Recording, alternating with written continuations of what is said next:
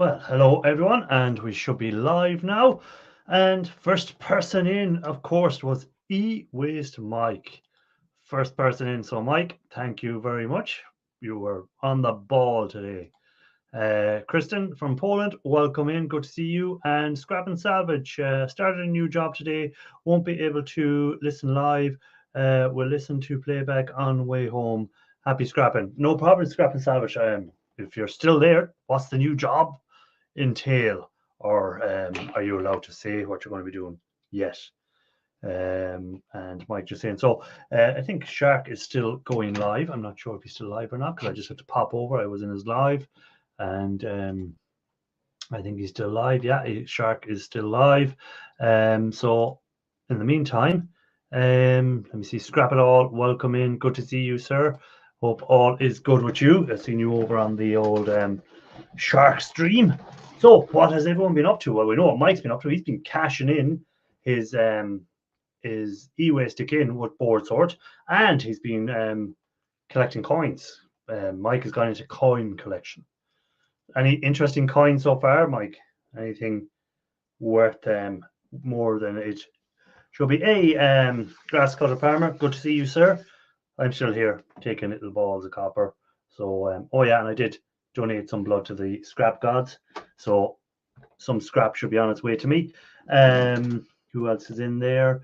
Life's great, hope doing well. Yeah, all good. Good afternoon. Well, it's evening here, scrapping on the fly. It is 8 p.m. in the evening over here at the moment. Sun, I'm looking out towards the window there, and the sun is cracking the stones at the moment. So it's nice and sunny. So we can't complain. It was raining this morning, then it was a nice sunny day after that.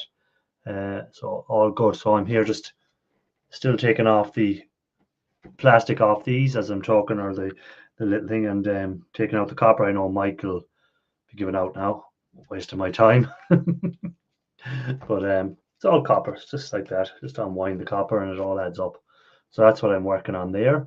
Let me see. Silver prices are down according to Shark Scrapper. Hey, Granny and the Bear Scrappers, welcome in. Good to see you. Hope all is good in your neck of the woods.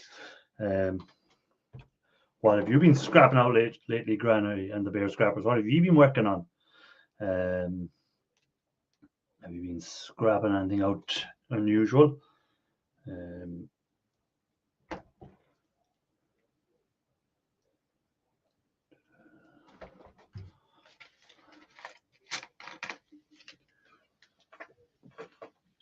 Have a little bit of a drink.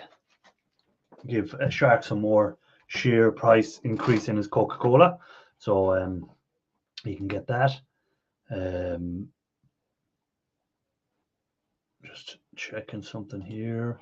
Hey, Electronic Scrapper, good to see you, sir. Good that you've dropped in. Even with Irish and all in chat. Are you working today in the garage, Electronic Scrapper? Are you working on any silver? Have you done any silver work since? What's the story? Have you been busy?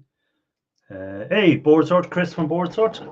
Chris, we seen that Mike wanted a share in your company, and as you already said, you give him enough money already. You don't need to give him a share in the company.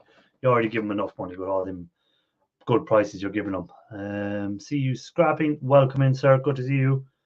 Now, if Mike wants to share in the company, maybe you could try him out working for you. You could put him on customer service or something like that. He's very good at that sort of stuff. Very friendly sort of chap. He'd be perfect for customer services. You never want to see a customer back, maybe. See you scrapping. Hey, HH Recycling, who we all know is Wannabe Scrappers. He has two recycling. He's a recycling company, and just the Wannabe Scrapper is his own channel. So for his own is HH Recycling, which is the company. So if you want to see what he's up to on that side and what he's making his money on, he would chase all our customers away. Now, Mike would never do that. How dare you speak like that of Mike? Yeah, so HH Recycling is he has his own recycling company now, Wannabe Scrapper, and you can see what he's up to on that channel, the HH Recycling. I think he's only got one video up on that channel at the moment. I think I'll have to check again. Yes, I'm working today. Stop for Sharks Live and yours, picking apart silver contacts from automotive relays.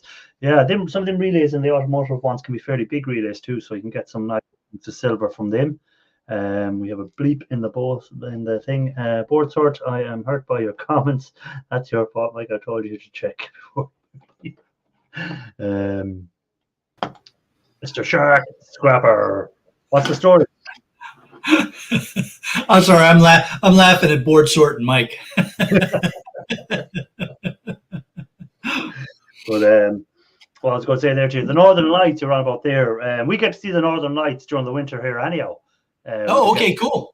If it's a clear night over the winter, and you usually get to see Northern Light from where I am. You can usually see them maybe 2 or 3 times over the winter. You get so I don't know what the story will be now, because it doesn't really get dark here till about 10:30, 11 o'clock at night. So yeah, I'll probably be in bed by the time the Northern Lights are up for sure.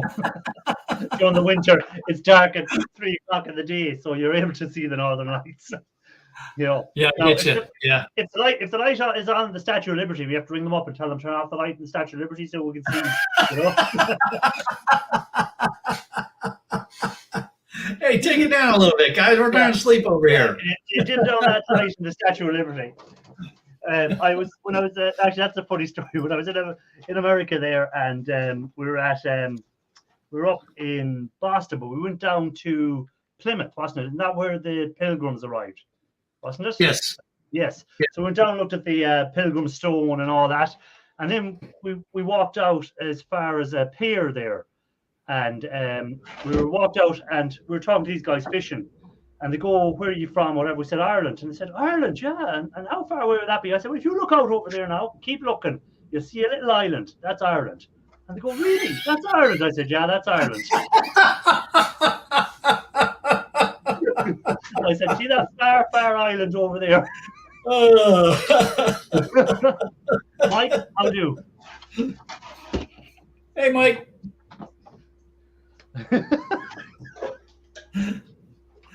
Oh man, that's funny. So, Mike, are you going to have I want any stupid questions. I'm telling you now. I was going to say, are you going to leave Boardsword with any money? With the amount of stuff you're going up there and the amount of times you're going up now, Boardsword will have no money left for anyone else. You're getting it all. Yeah, I leave them money every time I leave, because they shortchange me every time. Because they got retards that work there. That's all I got to say about that. I think there's a picture of you up in an office, and they're told when he comes in, take 10%. The reason they shortchange me is because I always arrive at lunchtime, and they all okay. You're one of those guys. You're one there. You're the sort of guy. If the shop was closing at 6 o'clock, you walk in at 5 to 6. Yeah, I have to leave at 5 o'clock so I can be there by breakfast time. I guess I don't know. Oh well, yeah. I like Boardsword's comment. The three amigos, Irish Shark and Karen. Oh, ouchie. But yeah, Mike, if I worked in a shop and you come in at 5 minutes before closing, you're definitely going to pay more than the value of the item is worth. That's punishment.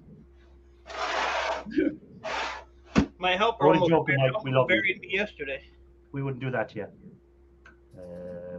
Yeah, so I cut my finger today, a little cut. So the scrap gods will have to honor me first. Yeah. More scrap. Ian Matthews should be back from his holiday. I think he flew back yesterday evening, or he's flying back today. He'll be all suntan now, and on his next videos you'll see him there, and he'll be all like tanned up, and I want to know what the heck he was doing that he ended up with all that gravel in his butt. Yeah. Did you see that? Hey, Poos, mate, good to see you.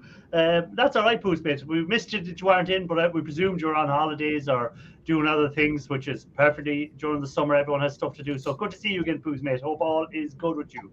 And hope it was just holidays or something like that. It wasn't anything too serious that you were missing for. But yeah, how did he end up with all that sand in his butt? Man, no kidding.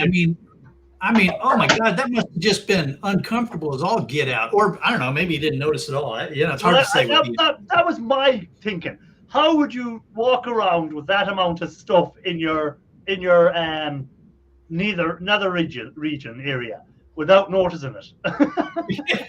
Exactly. Well, he must have a big crack to fill. He probably didn't feel it with all them hemorrhoids.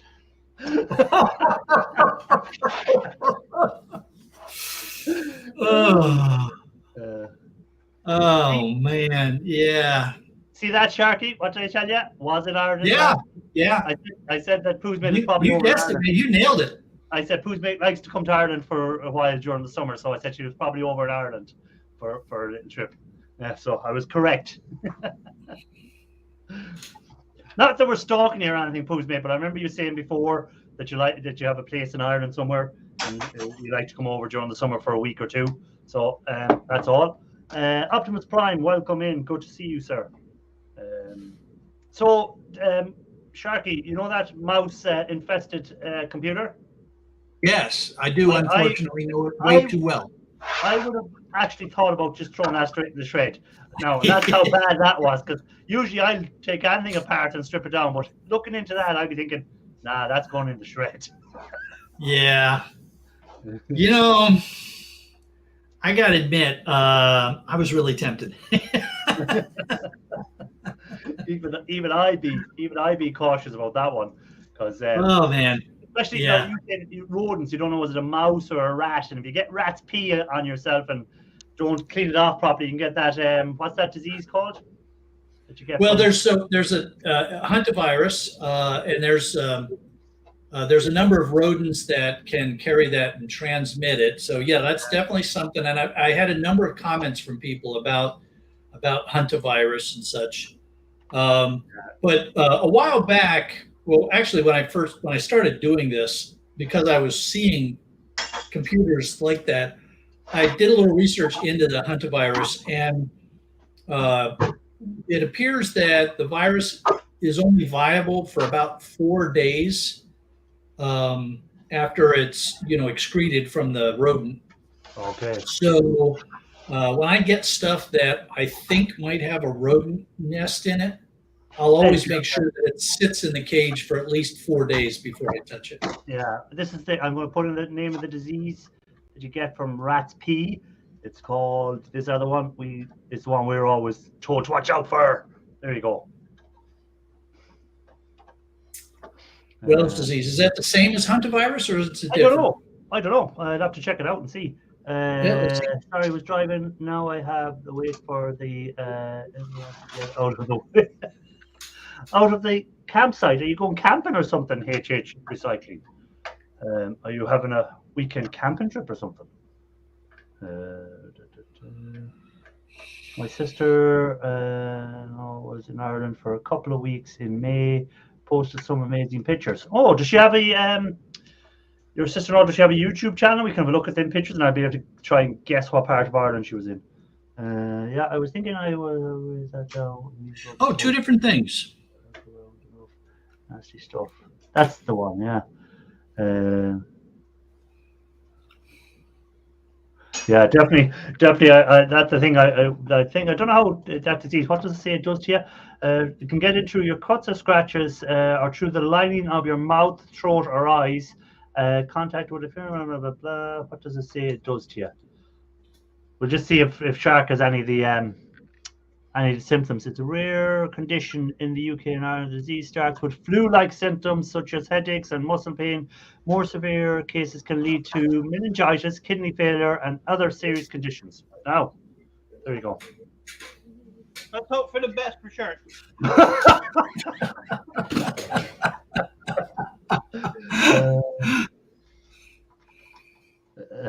Yeah, I see you dropping. Find out where she was. I called you the other day to check up on you. Yeah, so it's different than a hantavirus because a hantavirus is a virus. So it's a different nasty. But again, I let the stuff dry out and sit there for a while. Yeah. Once it's out, it should be okay. And then, but I still put on the mask and the visor because it just seems to me like that's an appropriate precaution to take. Yeah. You need to man up. You need to man up. Yeah, sure. When we were younger, when you were younger, you'd be out in the garden digging or whatever, and you'd get a sandwich. Then you wouldn't even have your hands washed, and you'd be doing whatever. So, and we all survived to this age, so we're not doing too bad. Yeah. No, there's certainly something to be said for having gained a lot of natural immune response from our childhood. But there's an awful lot of nasties out there that we got to be careful of. So, and in our business, it's just something that you should be conscious of, right? You can't be afraid of it, or otherwise you'd never touch anything. Yeah. Just to make sure you have antibacterial cleaner or something for your hands afterwards, and just wash your hands in that, and that's about it, really. Yeah. And again, if you have a cut, put a bandage over it, so if your hands are anything, you don't get anything through the cut.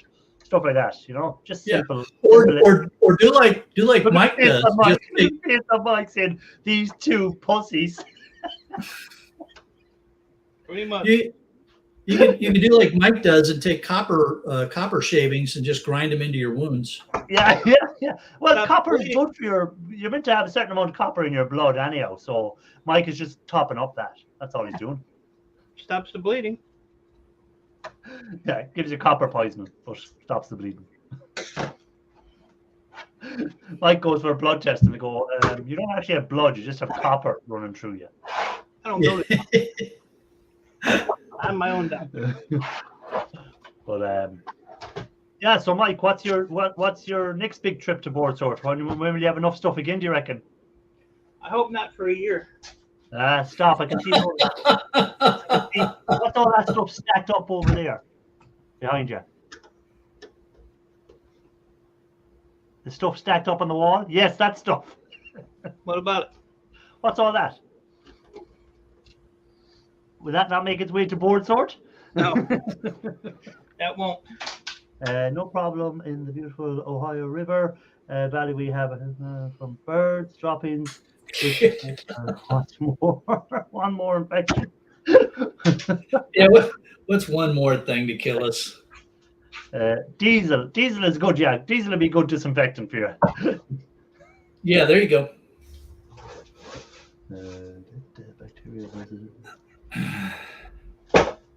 Hey, Simon. Good to see you, sir. Hope all is good with you. Welcome, Simon. Have you been working on anything interesting lately, Simon? They're old ass patch cords. Yes. You know how to read? See how to read. What am I looking for? 7 foot blue. What about it? You want to know what's in the boxes? Oh, sorry. Thanks. Oh, okay.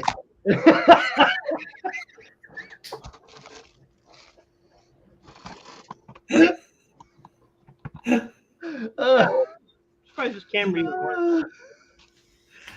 Oh my god. What you gonna say? Simon said all fine, but light iron prices. What are light iron prices at the moment? Have they dropped? Have they gone up? What's the story? I don't know. Oh, they went down for me. Yeah, they went down here. I don't really go after shred stuff, so.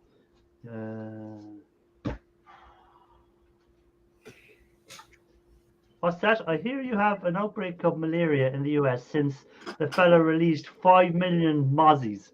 Did somebody let a rake of mosquitoes off over there? I don't. Well, we definitely are starting to pick up malaria cases. I mean, we've always had some concern with mosquito-borne diseases around here, and this year the malaria and there's another one. The name is escaping me right now, but they're both trending a bit further north. So they're actually getting up in the area where I live now. So it's a concern. Dengue fever. That was what I'm trying to remember. Dengue fever.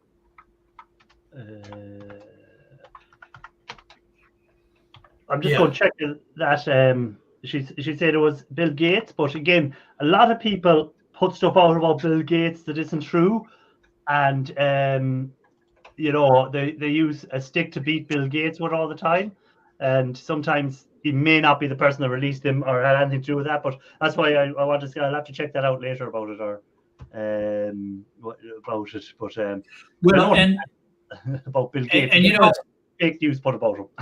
Yeah, it's funny because one of the ways that they control mosquitoes is by releasing sterile.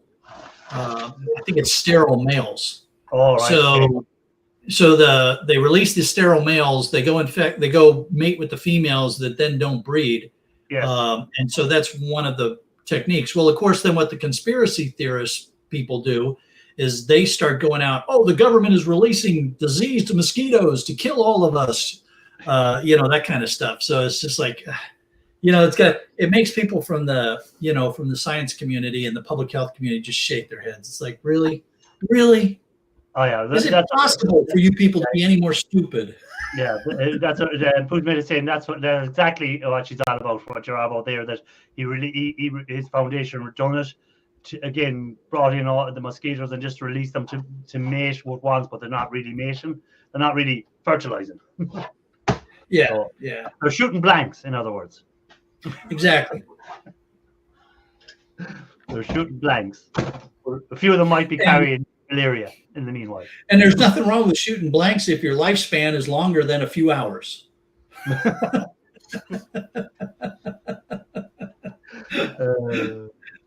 Something else there I was going to say. Simon said, drink tonic Indian water. It has... Oh. Well, so yeah, I mean, you know, tonic is because the quinine is used to fight malaria. And back when I was drinking, that was my excuse for gin and tonics during the summertime. I was warding off malaria. Yeah, but I don't remember when this came out, and it was all about the COVID and the tonic water. This was meant to be. Oh, do you remember when a certain person came out and said, "Oh yeah, this is a cure COVID." They were saying to get enough of that particular what did you call the ingredient? Quinine. You would have to have drank, was it 700 liters of it to get enough that you get the same in a malaria tablet or whatever. Hey, you know, but why shouldn't we try? Come on. You'd be well swelled after 700 liters.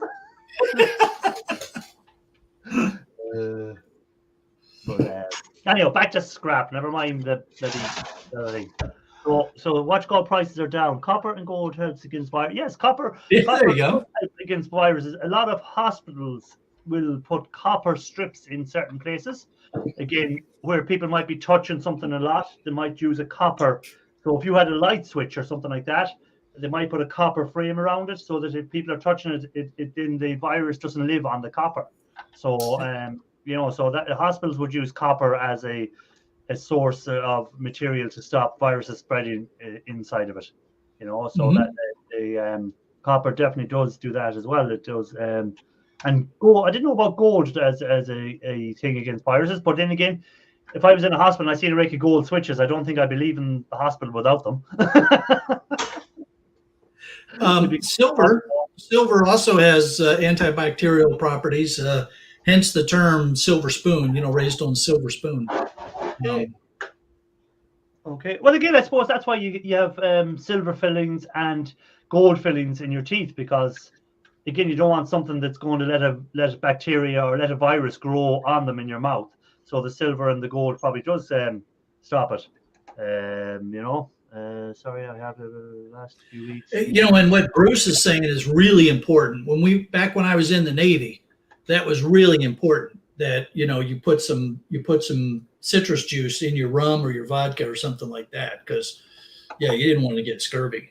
Lyme's disease, is it? Or not Lyme's, scurvy, yeah. That's why you got the, isn't that why the English got the nickname the Limeys in America? Wasn't it something to do with scurvy? And yeah, well, and that's, that was an important part of, in the Royal Navy, sailors got their rum ration, and grog was really just rum with a bunch of citrus stuff thrown in it to help protect against scurvy. So yeah. By the way, welcome in, Bruce. I didn't spot you coming until Shark mentioned your name, so welcome in. Good to see you, sir. What's called Grass Cutter Farmer said, sorry, he hasn't been here for that. That's all right, Tim. As I said before, everyone has stuff going on in their own life that they need to be doing. You don't have to be worrying about coming in here live every week and stuff like that. I appreciate when you do come in, but don't hold it against you if you're not. Don't worry about that. I'm not going. No worries, man. I don't have a list here with a rake of names on it and go, oh, he wasn't in. I thought it was mandatory.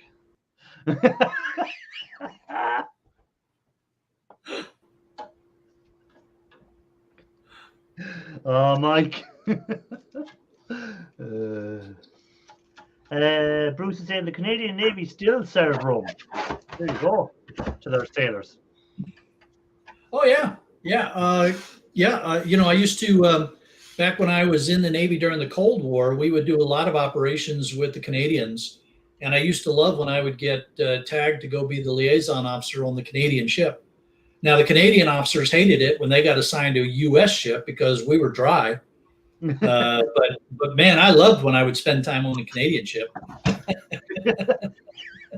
There was no shortage of volunteers on your side to go over. Yeah. Oh yeah. No, it was. Code has been used for detection of C19. Oh, didn't know that, Simon. See, Simon is you come in here and people have a wealth of information. There you go. And you know what? Whatever we don't know, we make up. Yeah, well, that's it. Like,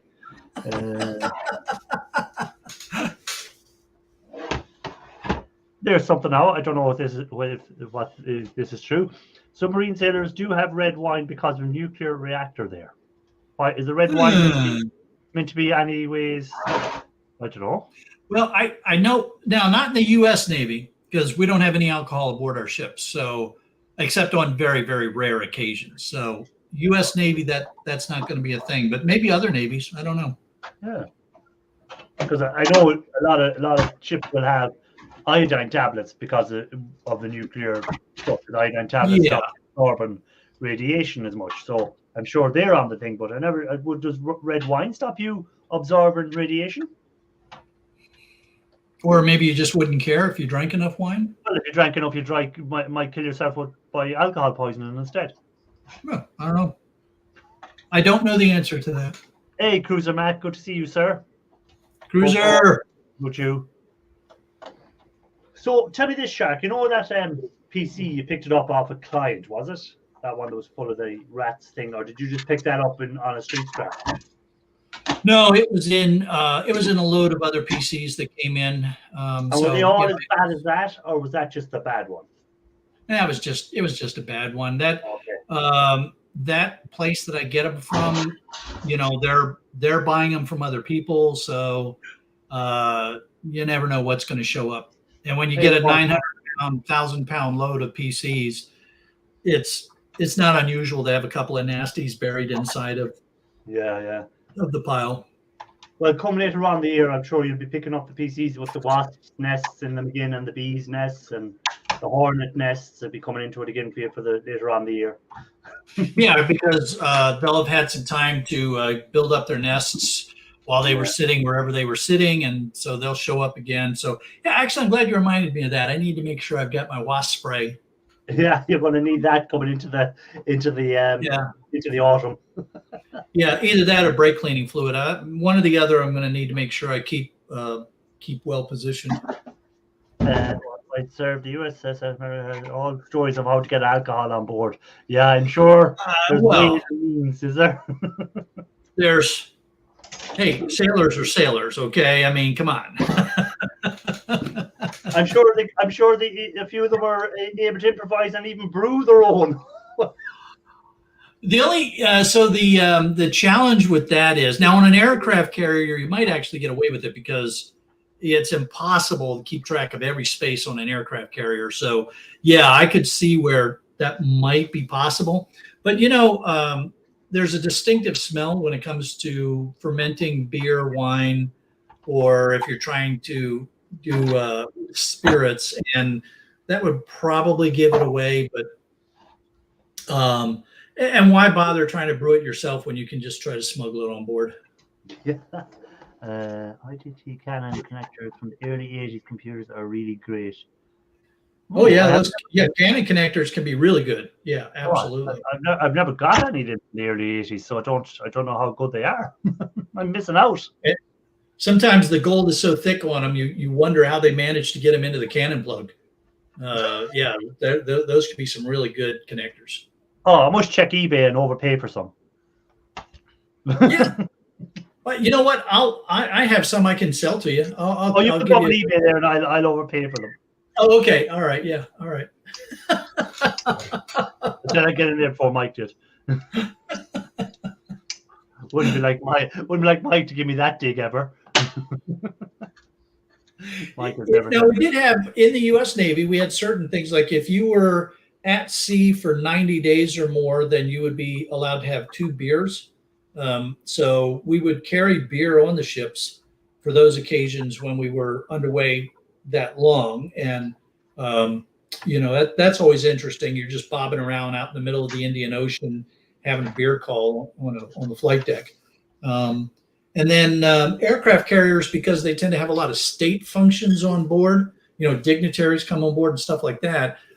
They will have beer and wine on board for those, special visits by other dignitaries and stuff. So, it's not like it's completely dry, but it's also not like the Royal Navy or Canadian Navy where, you basically have a beer or a glass of wine with dinner. So, as a part of that's just what they do. So, not too bad. Here's a question for you board sort sellers. Do board sort have a category for the ceramic oscillators, the gold banded ones? Are they a separate category on their site, or do they have a category for them? Never looked. Mike, have you looked? What? Gold band oscillators. Some people are working. I'm not really paying attention to the 2 stooges up there. But does board sort gold band oscillators? Does board sort have a category for those? These? Don't. Oh no, board sort is still in the chat. He said you don't have a category. And Chris, are you going to do you buy them, or do a different thing? Do you buy them as just anything, or do you not buy them at all? Just a quick question. I'm just wondering that because I've never seen anyone saying they sold that stuff to board sort. So I was just wondering what the price of that stuff is. It's one of those things where you got to go to the back of the building.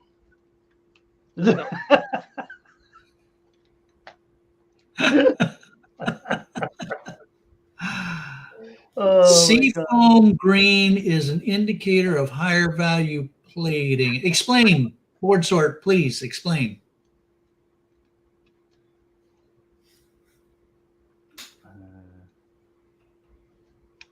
And Electronic Scrapper said he's jealous of all Mike's gold band oscillators.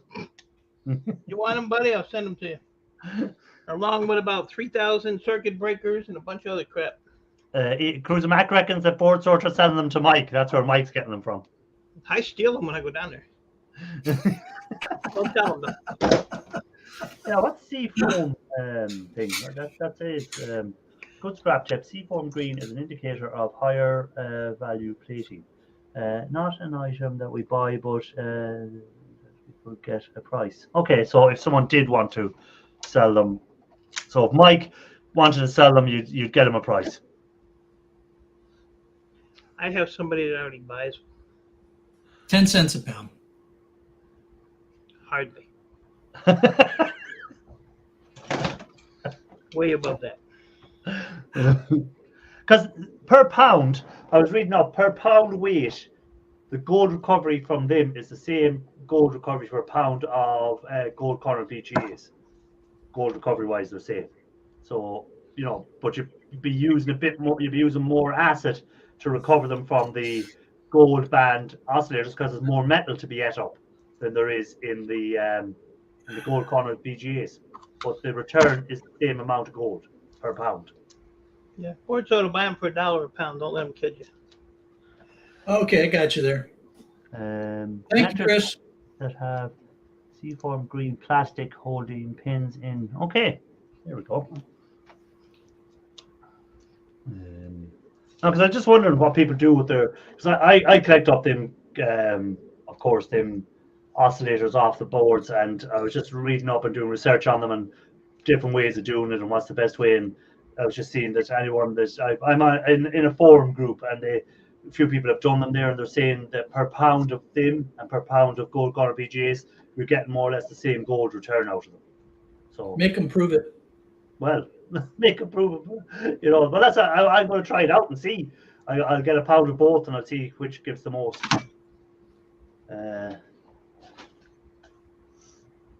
Ain't too often you get a copper heatsink out of a switch.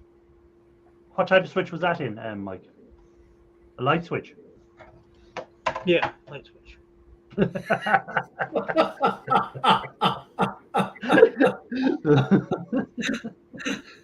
Well, you just said a switch. Could be anything. Show us the switch. Okay, that type of switch. Did you see it? See it? I seen it as it flew through the air, Mike. Yeah, well, I thought.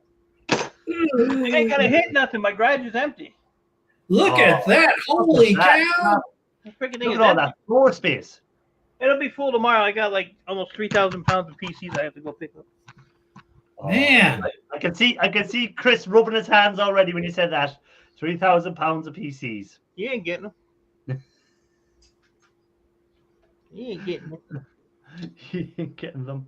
But yeah, but it's stuff like that. We say that what was said there. It's Jim's knowledge from board. So, but he's in the game, so he knows what has better quality gold on and what sort of stuff has better plating and stuff like that. So it's good that he passes that information on to people, so they can keep an eye out for what's the better quality stuff to be looking for.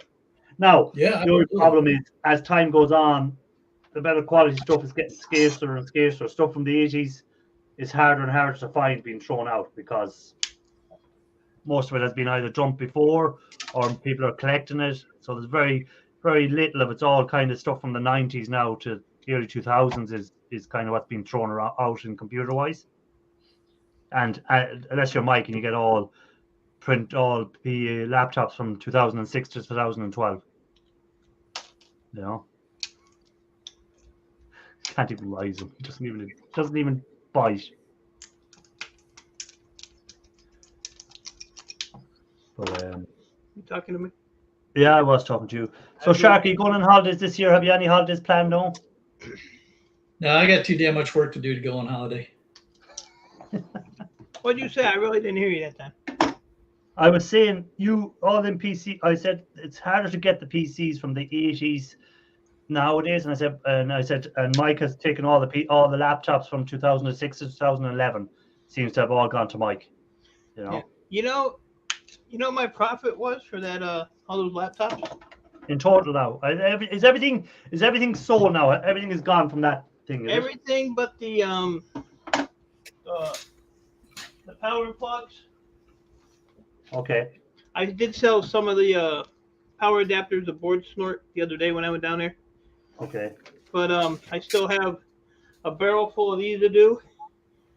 So the power plugs, the cord itself, and I got 14,648,000 of these things here. The heat sinks. Oh yeah. But they're all copper. So all I had to do is pop the fan off. And make it bigger so people can see. So I just popped the fan off. And there's that little metal bracket right there.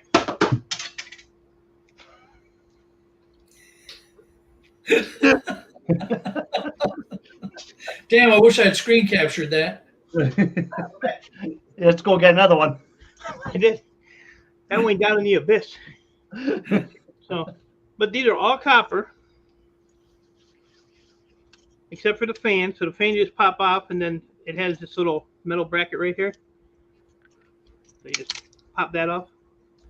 So they'll be easy to clean, and then the rest of it's just number 2 copper. So I got like 1, 2, 3, 4, 5, 6, 7 buckets full of these, and then that should pretty much be everything.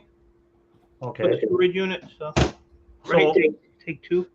at the beginning, people were saying that you weren't going to make money on the deal. People were saying, "Oh, you're not." I remember on some of the comments saying, "Oh, don't wait, you've wasted money on that. You're not going to make money." So, Mike, how much did you make? $2.87 Canadian. $2. What about any squids? No. I don't know. It came out to so far. Like I said, not counting the wire, $6,480 profit so far. Okay, that is good. Watch was asking a question here. I think it was Simon. Do you happen to use forums, social networks for discussion of scrap related stuff? Well, I know Watchcall has a Discord thing set up. I think it's Wannabe Scrapper. So I know he's a Discord. Then there's a couple of Facebook groups I'm in. There's one called Scrap Chat. If you're looking for, it's more for UK, Ireland sort of thing. It's more that than the Americans. And then there's a precious metal Facebook page as well. So if you're into the silver and the gold recovery, because Mike I think was on that group, that precious metal one at one stage. At one time I seen Mike over there. So there's the groups I do kind of keep an eye on stuff there, and that's what I said where you get the information. Some people that might put up yield return from a pound of IC chips, what they ended up getting, or stuff like that. So at least you can see what the average are, because some people get slightly more, some people get slightly less. But if you add them all together, divided by the amount of people, you usually get an average of what people are getting. So at least that way it gives you kind of an average of what you should be looking for out of your own gold recovery of stuff. And again, if you're thinking about buying stuff online, and at least you can say, well, if I'm buying £5 of RAM, the average return on that, if you do the gold processing yourself, is such and such a thing. So at least you can work out then what the amount of money you should pay for it is. Or you can just, ask Irish what he would pay and then pay about a quarter of that. Yeah, something like that. Ask what I pay and divide it by 4. And divide it by 4, and away you go. Hey, one of the problems I've run into with some of the forums, though, is you'll get some folks on there that are throwing stuff out that there's no way it can be accurate, and you try to get them to prove it, and you can end up down these rabbit holes of people spouting. That's why I find this group, the one on Facebook, is the one that I'm in on Facebook, is good, because there's guys there who are experienced at it for 20, 30 years, and they'll call people out on it straight away, because they'll go, I've been doing this for 20 years and I've never seen anyone get a yield like that. Please explain the process. How did you do it? Do you have any video to prove it? And then all of a sudden that person goes quiet, because they know they've been caught out on it, That's really important to have good moderators, people that know what they're talking about. Yeah, because there's guys on there and they'll call people out, and again, they'll say no, and that's impossible. No one, like in 20 years of doing this, no one has ever got a yield like that.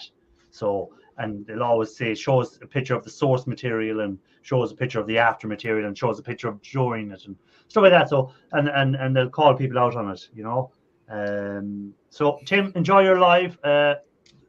Probably catch you at the end at some stage, because you'd be usually still going when I'm finished. So, enjoy your live, and thanks for popping in. Are we speaking about refining forums? Yeah, the one I was on about on Facebook. Let me get the link for it here. No, you have to answer a few questions, so don't let everyone in. You want to make sure it is people who are genuinely interested in what they're doing and are not just trolls, They let me in. They'll let anybody in. Well, that was before they started all the actual.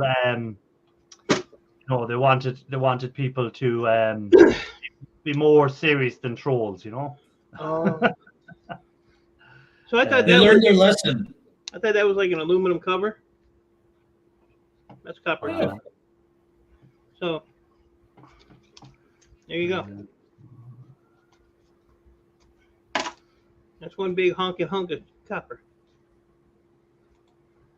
If anybody wants to buy this, let me know. $40.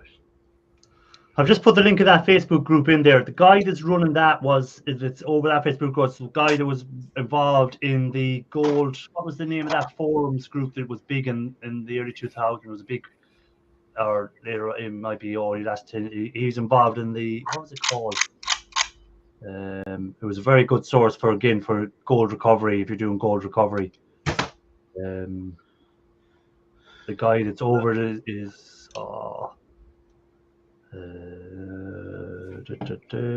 Oops, I'll be back in a minute.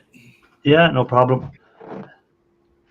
But that's the group anyway. Have a look at it and see what you think. It's a private group, but you have to get it. You have to answer some questions, and if you're into that, and it's a very good source of information. So it is. Is there 10 euros? 10 cent per kilo, is it? Or 10 euro? It wouldn't be 10 euro kilo, 10 cent a kilo. I'd say for fans. Those fans are shred here. They don't buy them anymore. How much do you think this weighs? Borchert, the guy that was involved in that forum is the guy that's running this this Facebook page as well. So it's kind of more or less the same sort of thing. So it's the same. There's one of the guys that was involved in that, I think, is involved in this as well. Yeah, 10 cent per euro per kilo for fans. What are you getting for fans, Mike? Or does the scrapyard buy the shred price? Is that it? They used to buy them as motors, and they quit buying them because of the too much plastic. So how much? Welcome in. How much do you think this weighs? It's all copper. I don't have all day. I'd go a quarter of a pound. Quarter of a pound. 100 grams. You're pretty close. What am I? 95 grams. Okay, I wasn't far out. I said you were close. 0.209 pounds. And I have about, I gotta say 300 of these. And how much a pound are you getting at the moment? Last time I checked, number 2 copper was only like 237. So 4 of them roughly is a pound. So how many did you say you had? About 300 probably. So 4 into 300 is 4 sevens is 280. So you have about 75 pounds. I don't know. That's I'll take all it apart and let you know how close you are.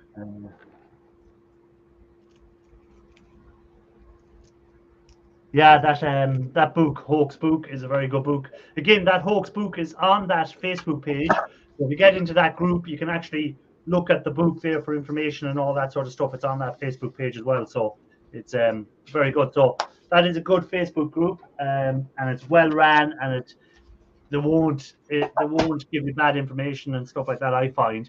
And as long as you're not a BSer pretending that you're able to do more than you can do and give false information, I'm sure you'll be more than welcome into that group by anyone that's interested.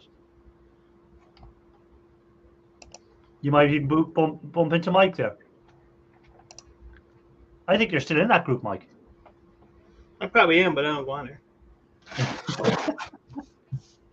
How many members are in that group now? Let me see how many they have.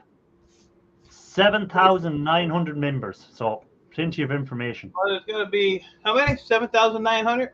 Yeah. It'll be 7,899 after today.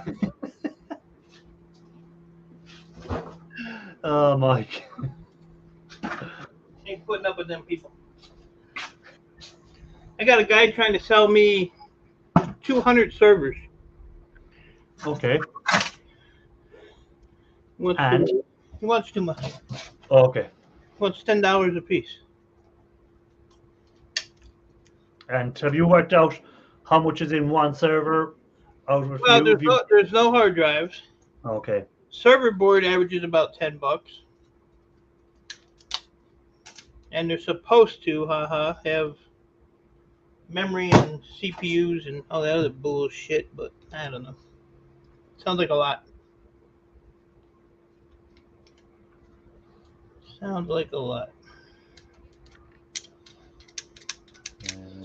Where the hell am I going to put all them? I have no room for that crap. What do you mean you have no room? Have you cleared out the shed now?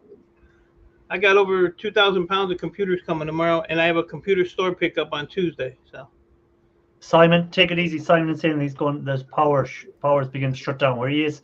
So Simon, take it easy and keep safe, because if people don't know, Simon I think is in the Ukraine. So Simon, take it easy and keep safe. Yeah, take care, Simon. Be safe, man. Yeah. Yeah. So stay safe, Simon, and hopefully we'll see you next week again. I might refer that guy to Shark. Sell all the servers to Shark. Yeah, send him on to Shark there. Watch out, Mike was saying he's a guy who wants to sell him servers, but he wants $10 a server. So Mike thinks that's that's a lot of money. That's way steep. Yeah. Now again, if he came to me, he'd probably get the $10, and I'd probably say, "Here, have another 5."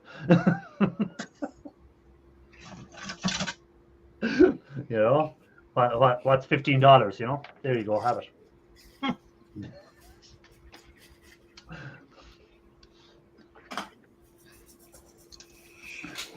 Any interesting pickups coming up, Shark, for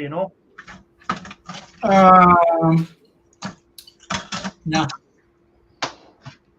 Nothing interesting on the horizon, just boring stuff. Yeah, I'm still waiting for the guy that told me the rake of I have a rake of DVD players and a rake of all these satellite boxes and stuff for you, and he hasn't contacted me since, so I don't know. Maybe that one is gone by the. You get a lot of people saying, "Oh, I have loads of stuff, yeah," and then they never turn up with it, or never ring back. Yeah, I have loads of that stuff, and you get a lot of people who say that, and then they let you down. So until it's actually in my shed, I won't be saying I have anything. Must be tough for Simon out in Ukraine there now at the moment, because the war is going on. But not just something as simple as that now. He's on here online talking to us, and then there's a power cut coming. They're shutting down power or whatever, because they have to they can't have power running 24/7 or whatever. So stuff like that, it just he has to log off now because he'll have no power for the evening. I mean, it's for most of us, thank God we've not had to deal with that and understand, what's going on, and that's a whole different place to be in. Yeah, so, I know he's more on the west side. I think he's more over towards Poland or Romania or one of them areas, but it's still like it still affects the country. I'm sure they've only so much power. They can have the grid only on for so long, and they have to shift the power around to different places and stuff like that. So we take power for granted. Yeah, we do take power for granted. We just hit a switch and we have lights, whatever, and that's it. You get a little thunderstorm here and it knocks your power out for a half hour and people lose their minds. Yeah. Well, you're so used to it. Like, imagine you're here like, oh, I can't cook, or I can't watch TV, or I can't do this, I can't do that, but it's only, as you said, it's only for half an hour, and you're giving out about it. Imagine that he mightn't have power again maybe till tomorrow morning before he has power again. It might be 12 hours or whatever before they switch it back on. We don't know you have it so easy, but again, we get used to these things, and they're first world problems for us. First world problems. You said 4 of these would weigh a pound? I thought 4 of them weighed about a pound. Yeah. All right, we're gonna find out. Hold on. You better not. If it's not a pound, I'm throwing them all in the shred pile. 4.5 of them. Nope, you said 4. Don't try to change it now. It's too late. Your ass better be right. The only time we get power cuts here is if there was a big storm and some trees got knocked over on the power lines or something like that, and that's it. We don't really get power cuts anymore. Here we go. 1. Oh, you ain't lying. Yeah, I was going to say, to make sure you're not putting your finger under the scale and tipping it up the way. 2. 3. 3.5. Put it on. Shut up! You're a liar. What is it? 0.8. It wasn't too far out. 4.5. 4.5 would have done it. Nope, they all go in the shred now because you lied. That's a nice little bit of weight from them. Just them I little knew you things, could isn't it? crush it. That's actually a little bit of weight, though. Yeah. Like I said, I got like 7 buckets of these. You know. Well, what Scott was saying earlier on, he said it looked like number 1 copper, but I don't think who said that. No, it's number 2 because it has the Okay. solder and like Oh, that it's got little solder on. thing right there is soldered on. I see who said it again. I forget who said it. Oh yeah, our Scott said it. He said looks like number 1 copper as well, Mike. But so it's number 2 copper, I'm afraid. Plus, it has it's got like those little rivets right there, which I'm not gonna pop off. I was going to say, if you were Ian Matthews, you could just pop them out now. You know? Yeah, well, thank God I'm not. Scrapping on the Fly wants to know, Mike, what are they from? Their heatsink, I presume, off laptops. Stepping on the fly, mind your own business. They're heat sinks, Scrapping on the Fly. Hey, Regulin Jules, good to see you, sir. Hope all is good with you. What's the weather like over your part of the world at the moment, Jules? We had a lovely evening here. It was nice and sunny. It was up over, I think it's over 20 degrees Celsius, so that's nice and warm here.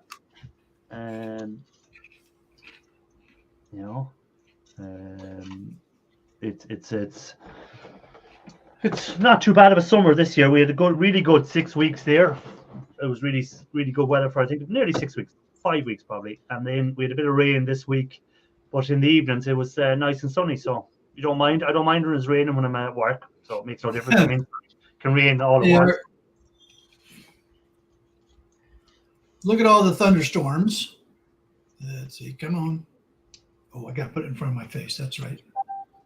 So we got all those thunderstorms. Yes. And then look at those highs. Yes. 93, 97. That means it's going to be another week of 100 plus degrees in the shark cage. That means it's another week of Sharks fans going full blast and his electric meter spinning around trying to keep them cool. He sent me a message. It was 105 in there last week. So being the nice, concerned person that I am for people,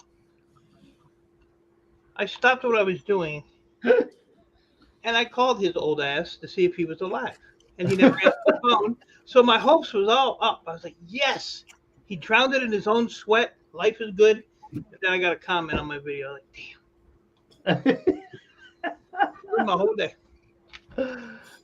Shark will melt. Jules had 36 degrees Celsius. So Jules had a good 16 degrees warmer than me. Celsius. Sorry to dash your hopes, Mike. Hey, Parknest, how do you? Yeah, I was pretty much upset. What is 36 Celsius to Fahrenheit? 36 Celsius to Fahrenheit is... Jules had 96.8. There you go. So Jules has much the same temperatures as you, Shark, at the moment. He's up in the 90s as well. It is sunny and 79 here. Beautiful. I had too many windows open there. I was trying to get back to the StreamYard's window. I said, where the hell is that gone? But so I didn't really do much scrapping out at all this week. I kept it. I was trying to catch up on videos, working on videos, stuff like that. So I wasn't really scrapping out. Hey, Metal Ralph. Hello. Hello, Ralph. Metal Artiste. We had 35 Celsius here yesterday, and today it was 31, 32, but it dropped down a bit now. It's I think it's like 22. I got everything open. We're down to what now? Let me see what temperature. 21. We are down to what's our temperature now? We're down to 17 here now. So Oh wow, that's nice.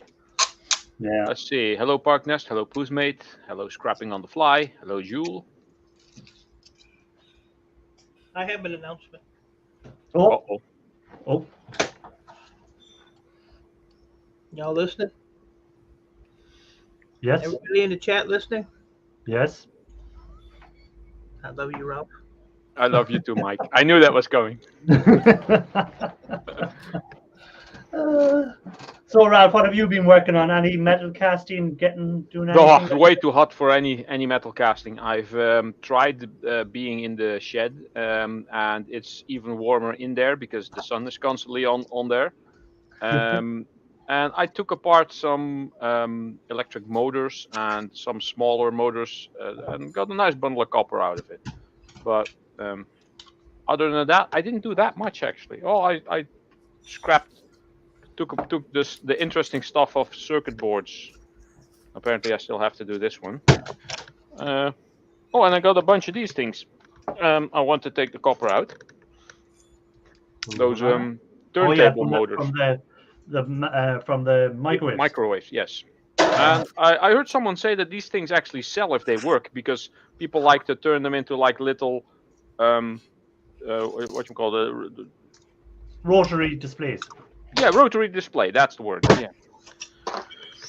So I'm gonna test a couple to see if they work, and maybe when I've finally done a casting again, I can like set it up and have it like rotate on a little plate or whatever. Yeah. I don't know. When Shark was talking on his live about he was at the scrapyard, he was saying about there was a guy on load and stuff, and there he was in shorts and a pair of flip flops on him, and he was saying, that he wasn't certain, that anything fell, his toes would be chopped off. I was thinking I'd watch people doing casting videos, pouring hot molten metal and a pair of flip flops on them or rocks on them. That's what sprung to my mind. I go, these guys who poured hot metal, wearing shorts and t-shirts and all that stuff, and pair of open top shoes or whatever on them, and there's a lot of them. Complicated. Hey, David, welcome in, David Carlisle. Hey, David. Hello, David. Good to see you, sir. Hope all is good. And a lot of times you get some of these people and they'll say, well, I've been, wearing flip-flops for the last 10 years and I haven't gotten hurt yet. No, exactly yet. And I was watching what's called E-Waste Bin's video today as well, the last one he put out, the street scrap one. He was on about, when he goes to scrapyard, there's the same guy every week comes in and doesn't have any of his stuff sorted and spends an hour holding the whole place up, sorting his stuff at the scrapyard. I was here, I put a comment, I said, people like that would drive me mad. Why don't people sort their scrap before they get to the scrapyard? No, I can understand. Exactly. They sit in the parking lot and take it apart. Well, I can understand if you're going on a street scrap and you're just picking stuff up and you get to scrap it and you go, oh, do you know what? I'm not going to throw that in because I want to scrap that out later differently. But if you're going back to your place in the evening or whatever, and then you don't sort it out there and you or whatever, it just that'd drive me mad. So, hey, Philip, welcome in. Good to see you, sir. Don't worry about being late. It's never an issue. There's no such thing as late here now. It's because those people are self-centered scumbags who care about nobody else but themselves. Present. Yeah. Thank you for the compliment. Well, I sort my stuff like a autistic person. What gets me is my scrapyard is on a corner, so it's really a small yard. And these idiots will be out there with their hammers and axes, busting up shit and stuff going everywhere and holding up. I mean, the yard will literally fit 1, 2, 3, 4, 5 vehicles in the lot at a time. And these yo-yos are out there taking shit apart. Yeah, but that'd drive me mad. It just why they can't sort stuff before they get to the yard, I don't know. And if you want to break stuff down smaller, put it in the back of your car or something, or the back of your Jeep or whatever, and bring it home and break it down there and leave the rest at the yard. Just don't start saying, "Oh, I'll smash it down here now." I'll break it down while I'm here. Cruiser got the right answer. what the cruisers say. They ain't got time for that. Sorting. Well, I'm assuming most people actually don't know how to sort it. No, it has nothing. They know what they're doing. They're just rude sons of bitches that don't care about anybody else. Yeah. Yeah. Oh, I said that on the air. Sorry about that, Irish. My bad. That's all right. That is a problem. It's justified because we all know people like that. I would have said the same. When I went to board sort, there was a guy in front of me that everything was all mixed up. I had to sit there and wait. And I wouldn't mind, but Board Sort has a good website that you can look at the pictures and you can go, all right, that goes in as that. Oh yeah, that goes as that. So there's no excuse for not having it sorted for Board Sort. It's called being lazy. Yeah. You know, and I'm sure now if Board Sort, someone comes the first time that's sorted for them, whatever. But if the same book is coming 3 or 4 times, I'd be telling them, look at, clear off, come back when you've sorted. Oh yeah, I mean, you know, that's entirely different. You get somebody that's brand new at it and they show up, and most of the guys that I know at the yard are happy to help the new scrapper to understand how to separate their scrap so that, you know, it works, you know, it's easier and they know it and it's faster and that kind of stuff. But I see the same people time and time and time again showing up at the scrapyard and they haven't separated anything and it's all just piled into a trailer and you know, it just makes you want to kill somebody. Granny the Bear Scrappers was just saying there, you see videos from India and Pakistan and the workers have no shoe equipment which will give OSHA inspectors heart failure. And then there's Mike sniffing some plastic burning.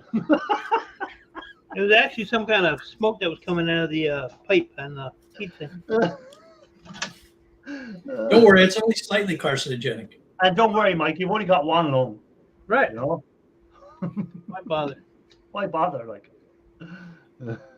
but yeah, them videos you see the guys in India and the big massive vats of acid, and they're mixing this acid and it's bubbling up and it's heavy, and then they're going around in a pair of flip flops, and you're here like, if that lands on your feet, like it's gonna just but they're all the way over there. Nobody cares about them.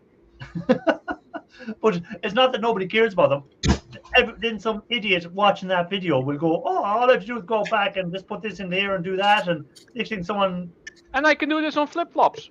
Yeah, I don't need to wear safety boots. I can wear flip flops doing this. Or a respirator or anything. Or gloves. Yeah. Don't need gloves. I don't need this. Yeah. Rub it on the skin. It gives you a nice tan. You watch a lot of those videos over there, and they got the girls sitting there under the fire in a big pot, and they take the board to get the the components off of it. Oh, the components off of it. And because I know on the video the way he said it. Yeah. But and they sit there and they're in when the board heats up, it stinks and it's smoking, and they're just sitting there sucking all that crap in. Yeah. I was like, good God. Oh, because I know if I'm using the heat gun to take anything off the board, I'll have the respirator thing on me, because one time I thought, oh yeah, I'm not using a hot flame, it's not going to make a difference. The smell and it was in my throat. I could taste it nearly. I said, oh, right, definitely need to put this on. Yeah. It's like if you don't wear a mask when you're cutting the copper out of the motors, you get that metal taste, and it's in your nose and in your throat, and it's there for a couple of days. Someone I think was Scrapping on the Fly made that comment on Sharks Live about it. When you're cutting the copper. Yeah, we don't care about him.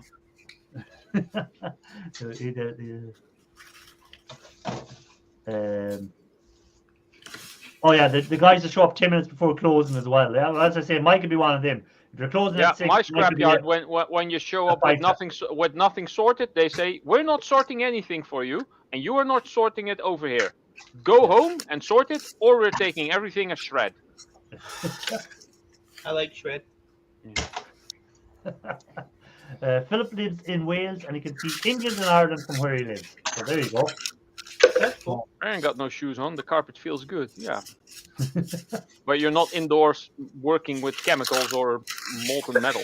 Yeah, I hope you're not casting a metal bar on the carpet floor. I hope you're not doing that. But, one of my yards has started a thing where they've got big signs up all over the place now. Gates close at 3:50. the 15.50 for you European types. Yeah, And they're doing that because they're open till 4, and they would have people that would show up at 4 o'clock, loaded down with scrap that was going to take a half an hour to get sorted out and bought and all that kind of stuff. So they've started, and they're brutal about it. You show up at 3:52, that gate is shut. Yep. Well, it teaches people to have respect for other people. Like, it's all we're in a society nowadays where no one respects anyone really. I'm not saying no one, but in general, like, there's a lot more people who show up at places when they're closing 5 minutes before the place is meant to close. They show up and they expect you to stay on, and no matter how long you've been working all day, they still want you to stay on and look after them. And you're here like, why didn't you come in when the place was open all day? Probably sitting at home watching something stupid on TV. So that's the way to deal with them. Run them out the door like dogs. I did run into one situation a while back that, I was really torn on this. It was an all-you-can-eat buffet type restaurant, and these people were complaining that they showed up a half an hour before closing, and then management got really upset at closing time because they were still eating, and the management said, no, you have to leave now, we're taking all the food away. And they said, well, why did you seat us?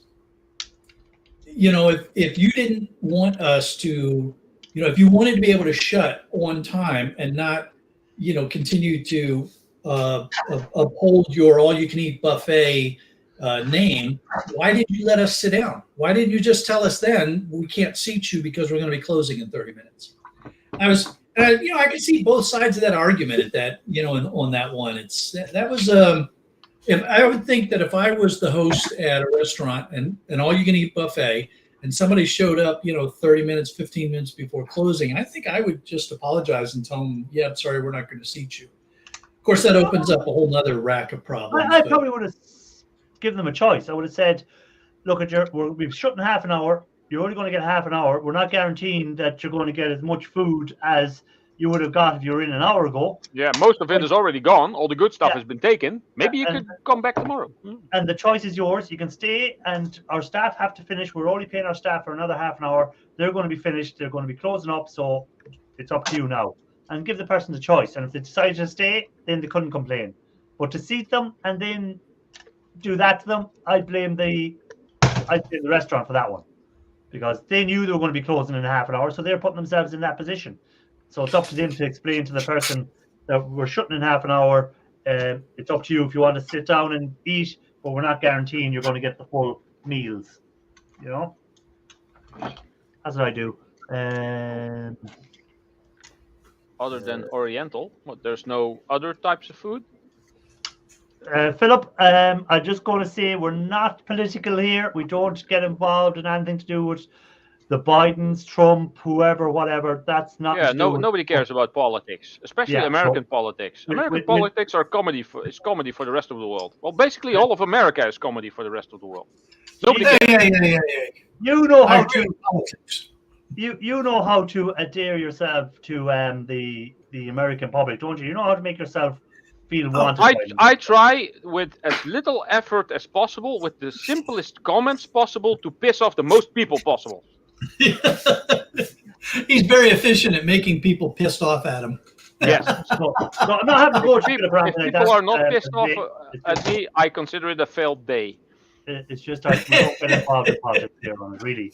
We might have we might mention some sort of stuff that might be to do with politics, but it's more to do with maybe what some politicians have introduced to do with scrap laws or something like that. Then I have no problem. So if there was new American bill coming in to do with scrapping, I can understand, or whatever. Or if there's new EU laws to do with scrapping, we might mention that. But other than that, we don't really get involved in the politics.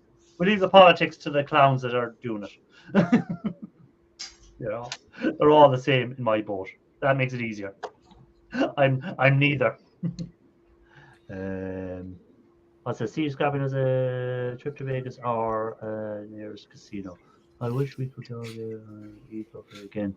In Vegas, all you can eats are over there.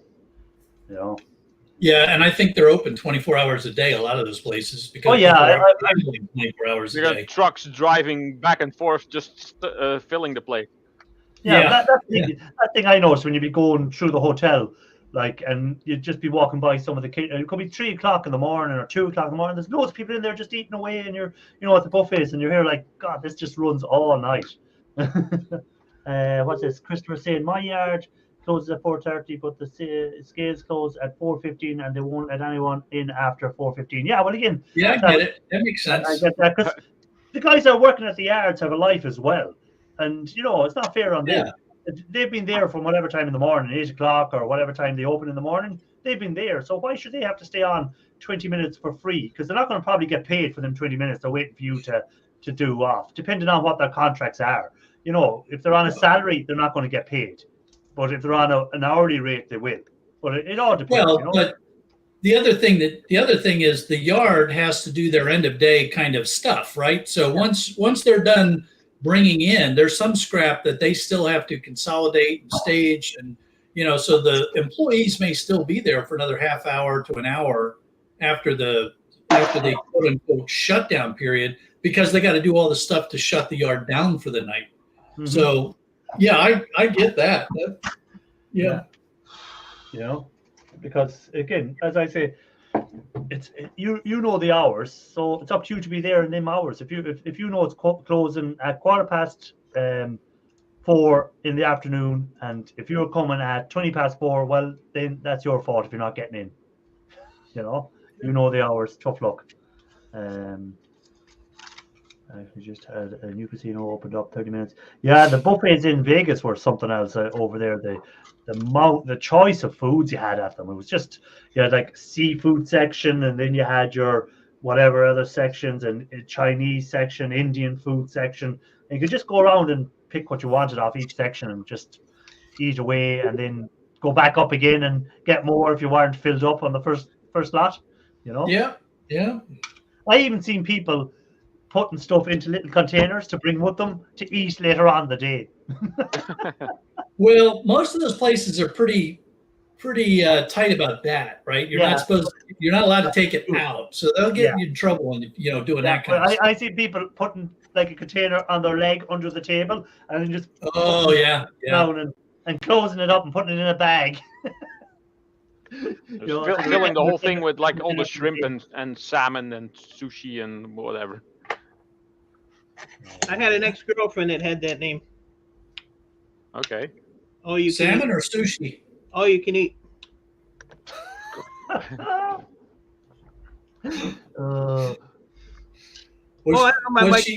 sorry. Was she free? Yeah, thank God.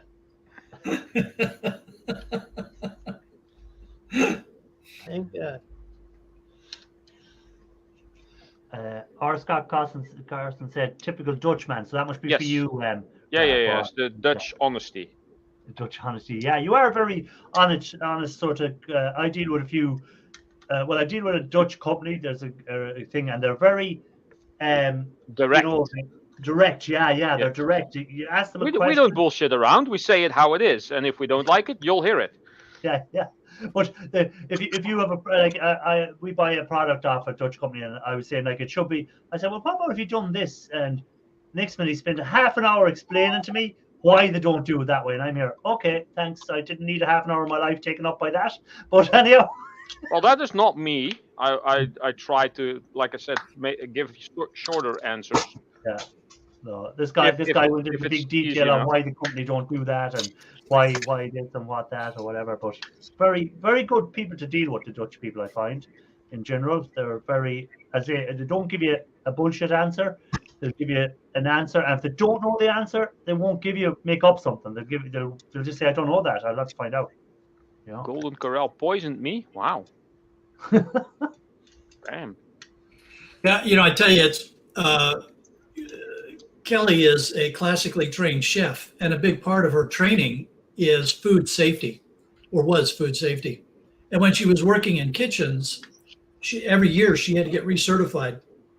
And I think they called it food safe or something like serve safe is what they called it.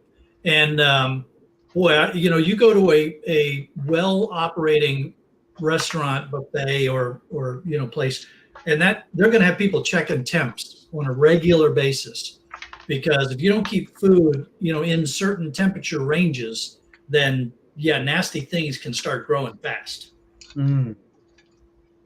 Yeah. Did you ever get to scrap? Did any of you ever get to scrap out a restaurant or anything? No, restaurants that closed down, but a lot of stainless steel and stuff like that. Anyone ever get that? No. I've gotten some stuff from restaurants that were auctioned off. Yeah, like some of my workbenches, or they're stainless steel or they're high grade steel. They came from a restaurant. Yeah. Yeah. Mike, that workbench of Mike's came from a restaurant. Yeah, that's right. Look at it there, and the little containers he has in front of him for putting all the copper bits and stuff into it, which looks like he's working in an ice cream shop. They all came. He's pulling a I can't believe I'm listening to people who are grounded in reality. I was going to say, Philip, it's because we're not from the US. Well, sometimes we do have the flat earther called E. Matthews up on board. So what do you mean? I have proof that the Earth is flat.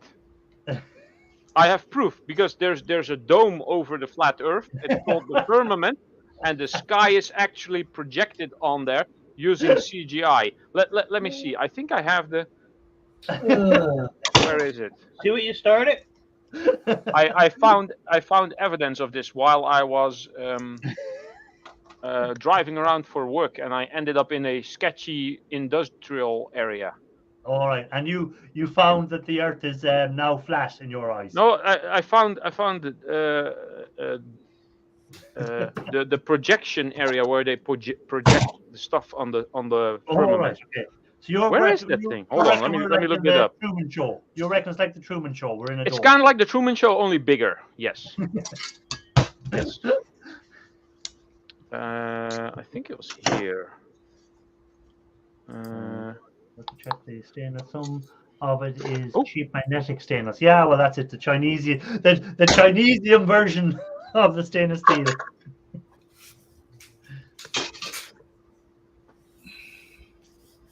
Oh yeah, here it is. I was driving around, and look at this. There was a signpost saying it's pointing up at the sky and it's saying CGI. Yeah. So there's your proof. Yeah. There you have it. The sky is CGI. There's your proof. And this is not something I googled. This is actually a picture I've taken. So it has to be true. Yeah, has to be true. Someone has actually put a signpost so you know where it is. Oh, this, like I said, it was a weird, sketchy industrial area. I took a wrong turn somewhere and I ended up there. Yeah, see, you took there was a glitch in the matrix. You shouldn't have seen that. No, I was just not paying attention to my navigation. I took a wrong turn. But yeah, no, the stainless steel. What are stainless steel prices like at the moment? Are they dropping as well because of the normal steel pricing dropping? I don't know. I haven't taken in stainless for a while. Okay. Speaking of stainless, I got a rather big stainless steel plate that I will try to put on my workbench, so that I can have it's about a millimeter thick, maybe 1.5, maybe 2. I'm not sure. It's quite strong, so I'm gonna put that on to have a metal part on my workbench. Where did you find that stainless steel thing? It was given to me by a customer. Okay. I was there. There was a trailer full of crap, and I said when I came in, and I said, "Oh, you got a trailer full of scrap there in front of." Yeah, I have to haul that away to the scrapyard or to the trash, because then go to scrapyard. There might be some stuff in there that I can use. And then he said, "Oh, I got more in the garage." And basically, I went home with all kinds of stuff, including that rather large stainless steel tabletop thing. So I'm gonna see if I can use that, and if I can, I'll just put it in my stainless pile. So it's a good few euros there. Yeah. Irish, a month or two ago, I got a call from one of my clients.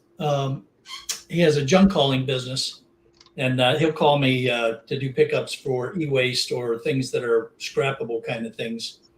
And so his text said, "Do you take refrigerators?" And so I said, "Well, it all depends. How big is it?" And he said, "Well, it's kind of big."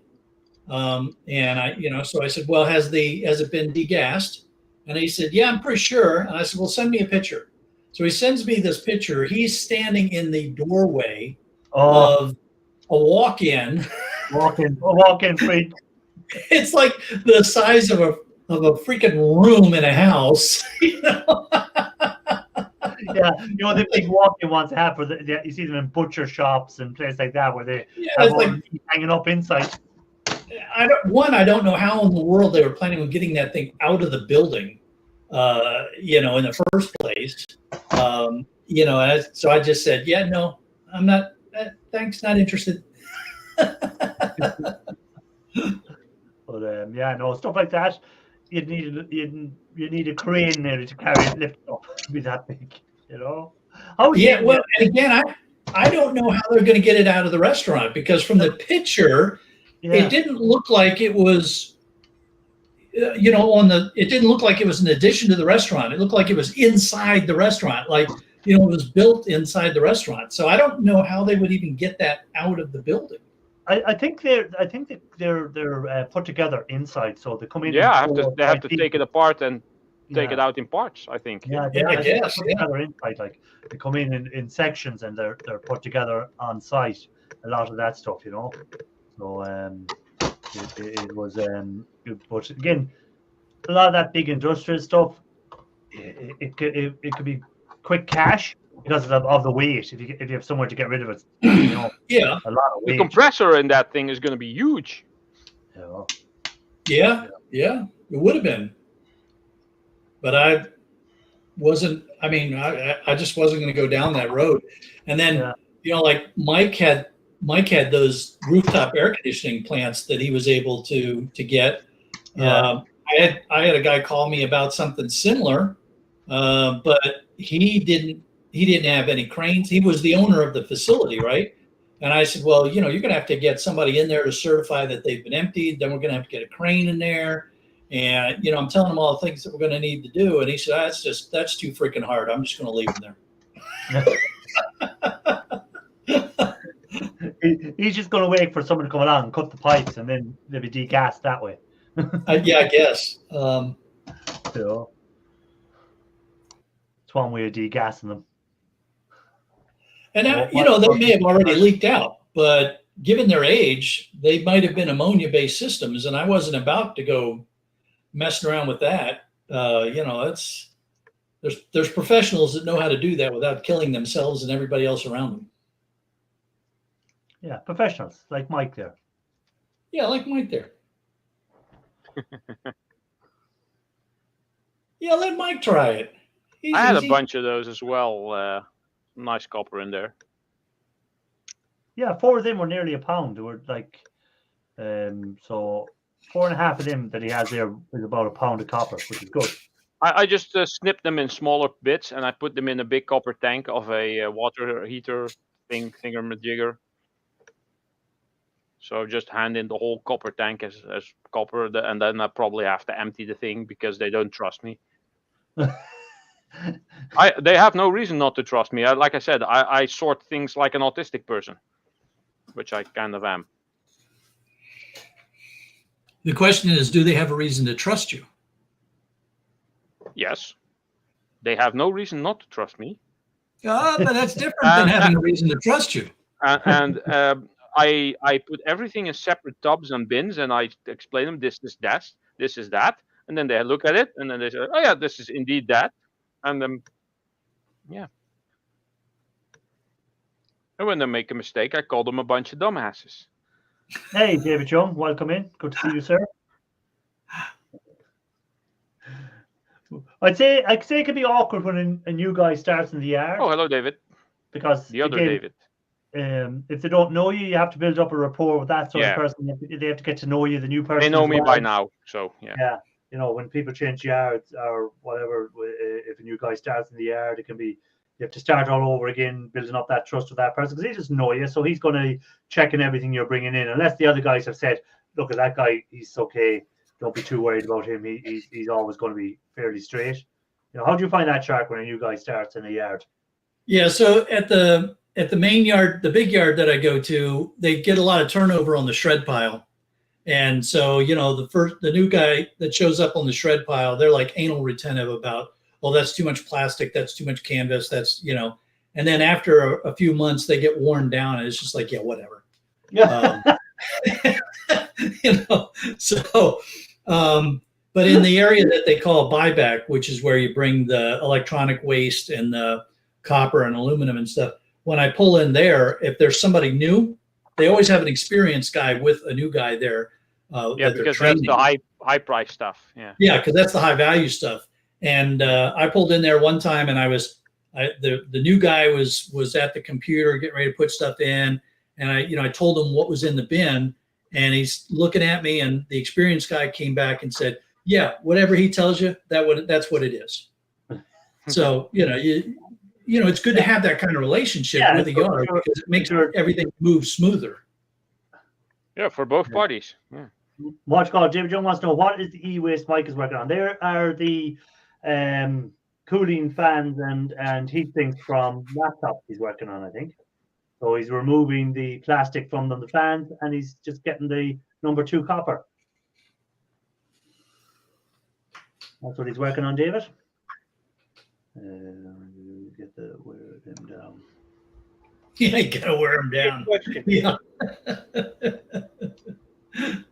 What did you say, Mike? I told him thank you for his question. Okay. Mind your own business. I'm grateful for that bit. I was there, how is Mike being so nice? Because usually, mind your own business. What's got to do with you? US Mike is an amazing worker. Yes, Mike is always working away. He's always taking something apart. He's never idle. He's always taking something apart.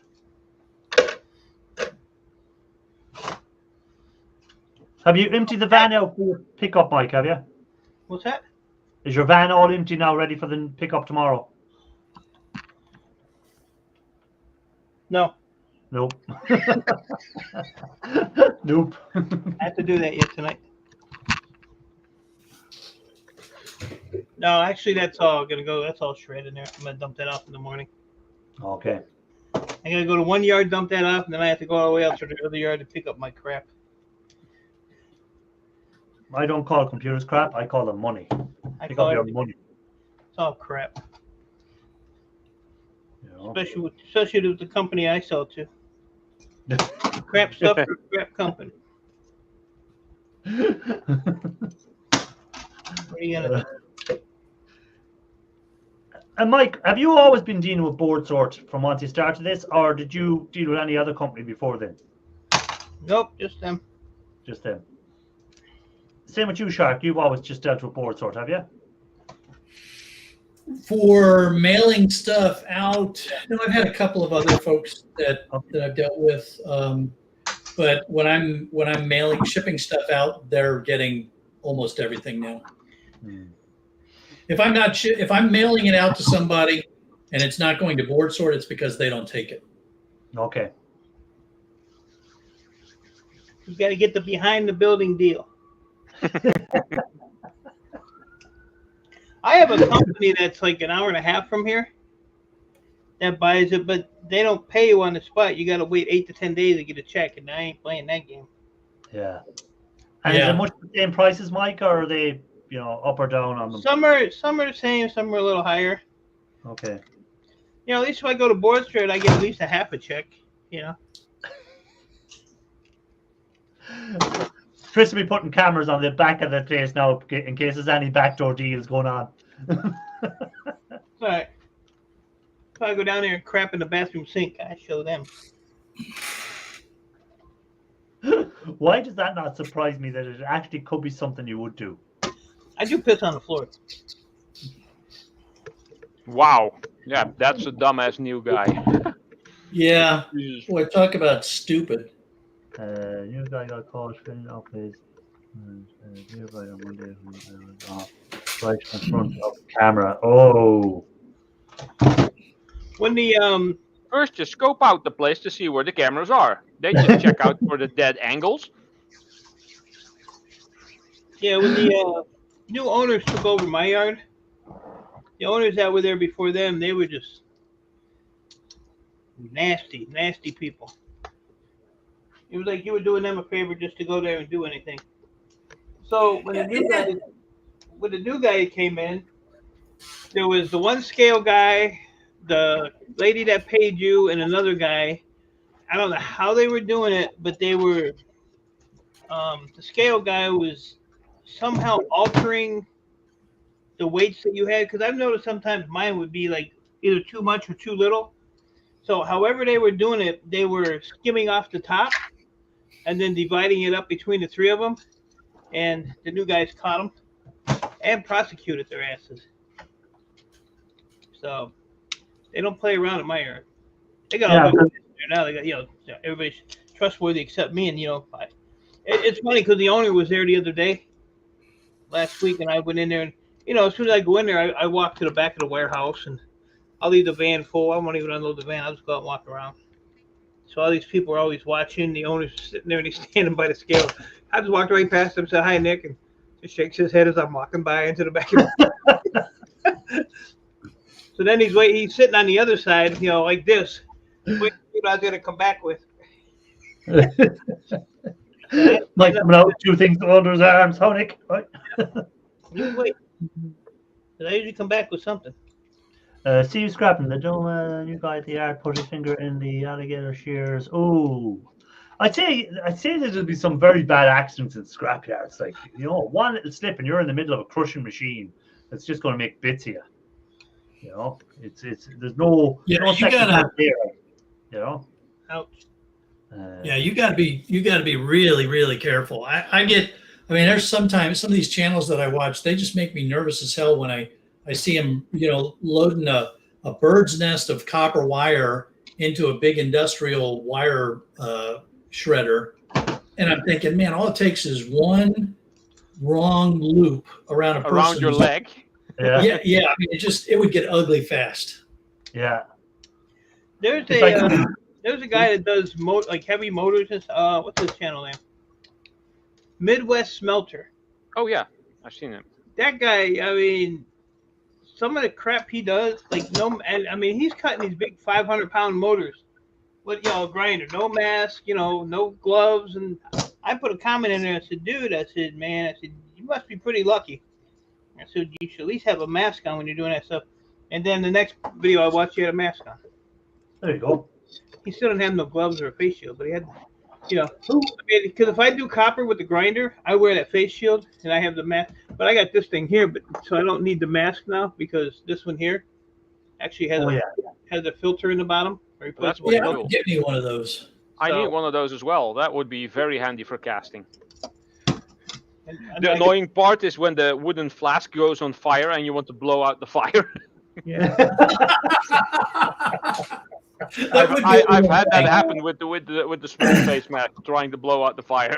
Damn it! Put it back on, then it goes back on fire. Take it back off. Put it back on. I'm out of wind.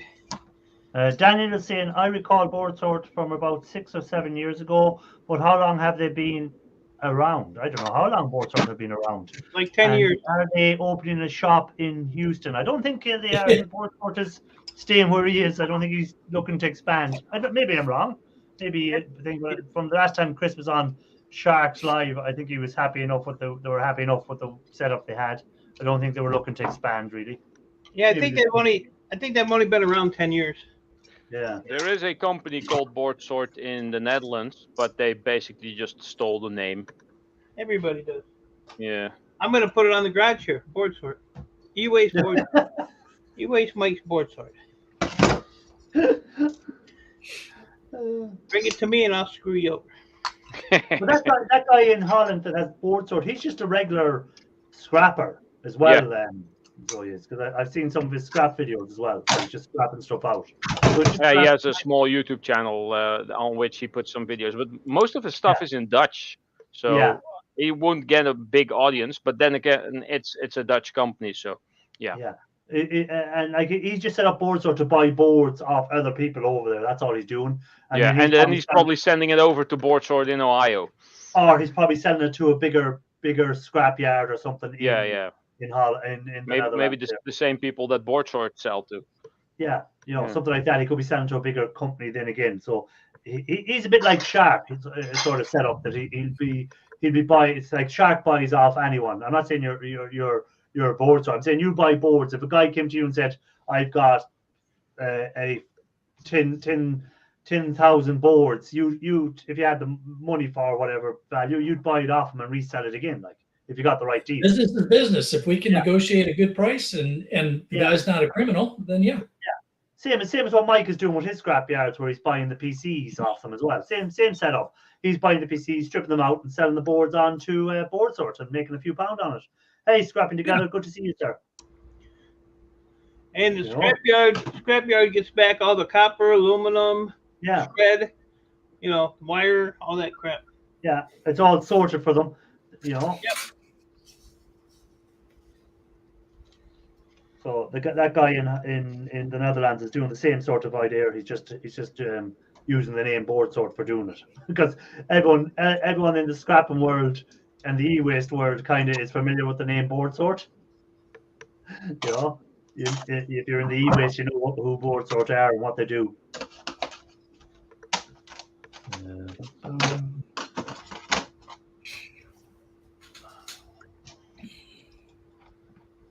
Just checking something here, guys. And my yard is my local yard, my local e-waste buyer.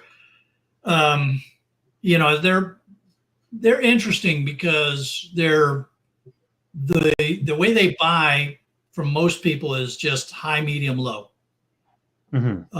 And when I bring stuff in, though, because I've met the e-waste buyer for them, and we've talked about boards, and I've shown him different things, so he knows that I know what I'm talking about. So I can call him or text him ahead of time and negotiate a price before I get up there.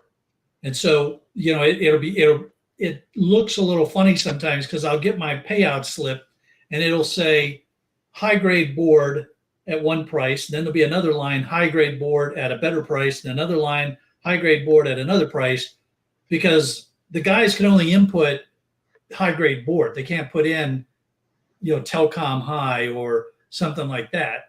And so he'll call them up ahead of time and he'll tell them when Shark Scrapper shows up, this stuff put in at this price, this stuff put in at this other price. And, but the problem with that is that it can be a real pain in the butt. He's not at the store at that location. He's in another place in the US. So I have to text pictures to him, and then he has to text them back to the scrapyard. And I have to hope that, all of that connection works by the time I show up, or they're just giving me the one price. Because they don't know any better. The guys that are in the buyback area, they're not trained to recognize the differences. So, that can be like you're saying you have that issue with boards, but over here in Ireland, a lot of the scrapyards, you have that issue with aluminium. They just give you one price for aluminium. It doesn't matter whether it's extruded or it's cast or it's whatever version rolled aluminium. It's just the one price, and you're here thinking, I'm getting screwed here because I'm not getting the price on the better grades of aluminium. I'm just getting the lowest price possible. No, I'm not saying all over here, but a good proportion of them do it here, and it's just like, you're making, and they're obviously going to sort it themselves, well, and they're going to sell it on to another buyer, sort it, and they're going to make good money on it. Hey George, good to see you. Speedos too. What's that? I missed that bit about the Speedos. I missed that. That was the one good thing about Ian's video. He wasn't in a Speedo. That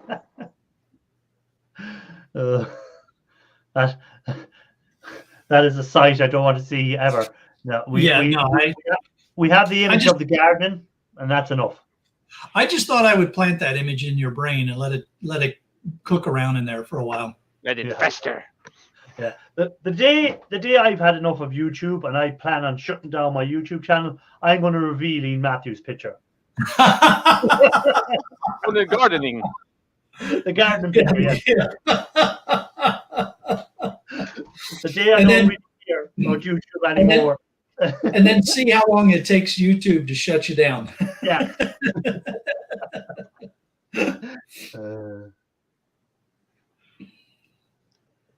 Oh man. It had an elevator. I've never seen a frat house having an elevator.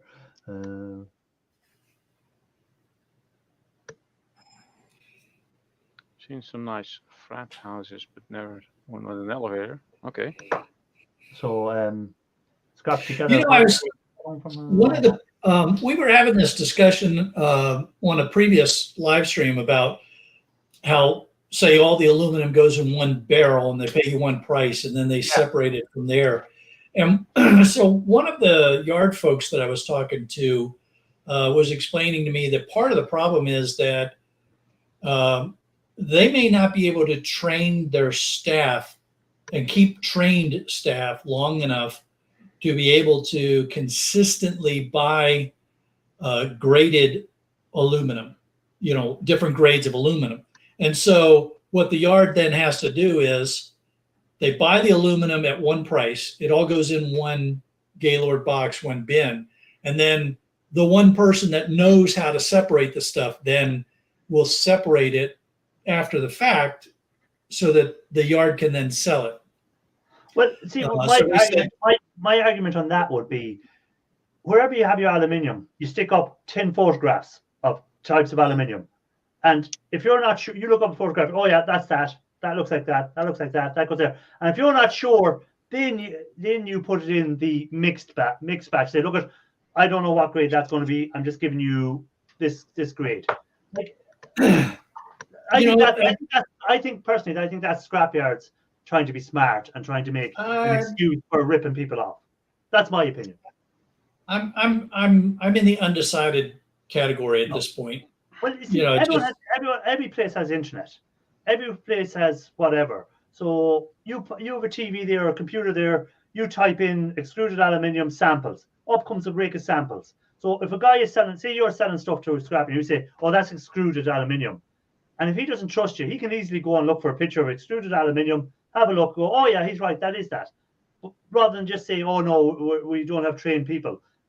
Any monkey can look at a screen and pick a picture. Like, you go to the zoo and you can get monkeys to recognize stuff from pictures. Yeah. You know? So you're telling me you can't get a person to recognize a picture. Like, then that person shouldn't be working in the scrapyard, because he's obviously going to fall into the machine and kill himself. I can't necessarily argue against it. Argue against with that. It's one perspective that was presented that was not as nefarious as we might otherwise think. Now, I agree with you. At a minimum, you would think that someone could tell the difference between sheet and cast, yes, or extruded. I mean, there seems like there ought to be some reasonable balance. There might be something which has a bit of extrusion, a bit of sheet stuck to it, or whatever. It might be a mixture of a thing. You go, right, I'm not going to extrude it on that. You're getting the lower value on that. And you can understand that then. But if you know 100% that you have the heat sinks off a computer, you know exactly that is not sheet aluminium. So it's also not cast. it's also not cast. So, and they're giving you the lowest price, which is whatever price. Then you're saying, well, everyone knows that's extruded aluminium. Why aren't you giving me that price? So that's why I think some scrapyards are just trying to be smart and saying that, we can't get trained staff to recognize it. Stick a few pictures up above where the aluminium is and go, well, that's that, that's that, that's that. Simple. Well, for common items like CPU heat sinks, that might work, but most stuff has all different shapes and sizes and colors and whatever. So it's quite difficult to do, I think. I don't know. I think, and look at again. There's if someone's bringing in cans of aluminium, you know what they are. If someone's bringing in heat sinks, they're all extruded. If someone's bringing you in aluminium windows. You know what the grade of them are going to be. So I don't understand why you get a different grade, why they can't say whatever. And then when they do get to something that's confusion, well, then I can understand. But to say every bit of aluminium goes in there, that's just like, they could even just make a category, heat sinks for computers if they wanted, and give you a better price, Okay. I'm making a note. I'm making a note so that I remember next week to bring up all aluminum in one bin just to see how long Irish can go on it. Yeah, do that. He sounds a little bitter. That'd be a game. You could put up what grade is this, and we could all see who could get the closest to it. That could be actually a bit of fun. I know Mike's answer for everything. It's shred. Yeah. Makes it easy. Sold for scrap. Very nice. You get scrapping together. I haven't seen you in a long time doing stuff. So what you're working? He said he's working on. He's got a lift out of a Sears, was it? What did he say he got there earlier? Bill ain't doing nothing. He is. He's doing something. I have to go back now. Oh yeah, there. That's his comment. I just got home after an hour ago from getting an old manual flat elevator from the old Sears and Roebuck building. So there you go. He's still doing stuff. I don't believe it. I don't believe him. What is a frat elevator? Or is that a typo? Supposed to be flat?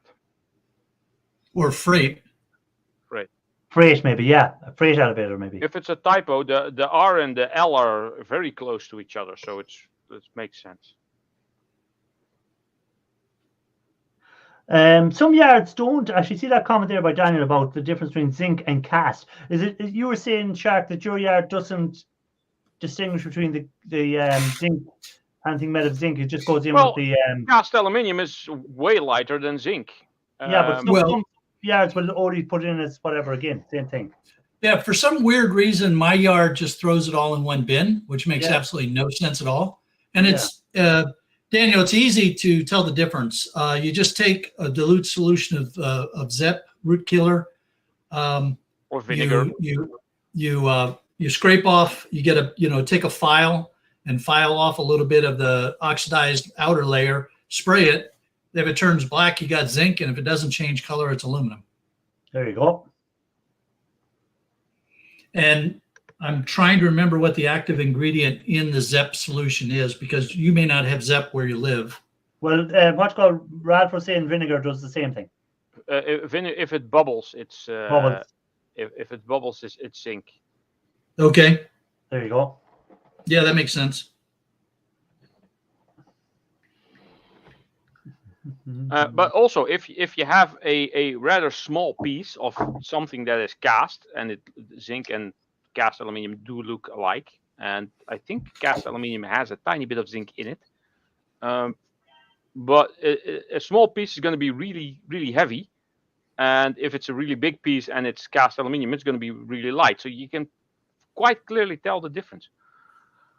Copper sulfate. Copper sulfate. Yep. Okay. There you go. The electronic scrapper had the answer there for you. And there's also something called Zamac, which is what toy cars are made of, the metal toy cars. And most metal toys, like the pistols with the little, they go bang bang with the little roll of little bangs in there. I don't know what you call those. Oh, the little caps, yeah. Yeah, and those are usually made of Zamac, and Zamac is a zinc aluminium alloy, and usually it's like Zamac 3 or 5 or 8. I think there's also Zamac 12, but people are in conflict about it if it's actual Zamac. And the number means the percentage of aluminium that is added to the zinc. Because if you have just pure zinc, you have a chance of zinc pest or zinc rot. And if you add a tiny bit of aluminium, it gets very oxidation resistant. There's a way lower chance of it oxidizing, and it will stay somewhat nicer for a longer time. So watch calls. Christopher is having the same issue I have with the scrapyards. Just the one price for aluminium drives me mad. So, Yeah. but the only good thing about it is I don't have to sort it. I can just throw it all in one bin. Yeah, there you go. That makes it easy. There is an advantage to it too. Siding or gutters. Oh, gutters over here are zinc. Oh, your gutter zinc. Over here to be aluminium. Yeah, over here they're all zinc. Okay. Zinc. Well, over here to be aluminium or plastic. That's your choice. Yeah, I was going to say aluminum or plastic. Yeah. Yeah, you see plastic a lot now as well. Yeah. And you have the ones that the plastic that have that cast iron effect look on them, and you're thinking, you see box taken down, you go, oh, I might get them, and then you go over and they're actually just plastic that look like cast iron or cast aluminium. Okay, well, because it has the little sand grain in it. Or Yeah, something like the pitting on it. It looks like it's pitted. Yeah. That's probably cast plastic then. You know, because I seen a guy one day taking them down off a shed, and he was getting new guttering in, and I went over. I thought, I'm going to get these off you, man. I said, what are you doing with that stuff over there? He said, I'm just going dumping it. I said, I might take it. And I'd seen his eyes light up, thinking, oh yeah, no problem. I said, why is he so wants to get rid of an issue my door? I go, it's plastic. He goes, yeah. I said, no, you can keep that. Irish, can you make see you scrapping Blue for a bit so he can post a link to his video? Because I remember him having a video. He also mentioned it. And that's probably the one that I watched about how to identify zinc and cast and die cast and stuff like that. I remember watching that like 2 years ago ish. See you scrapping should be standard. It should be blue now if he puts something in. I could probably look up the video and also put in the link, but he can probably do it faster. Yeah, because it's his channel.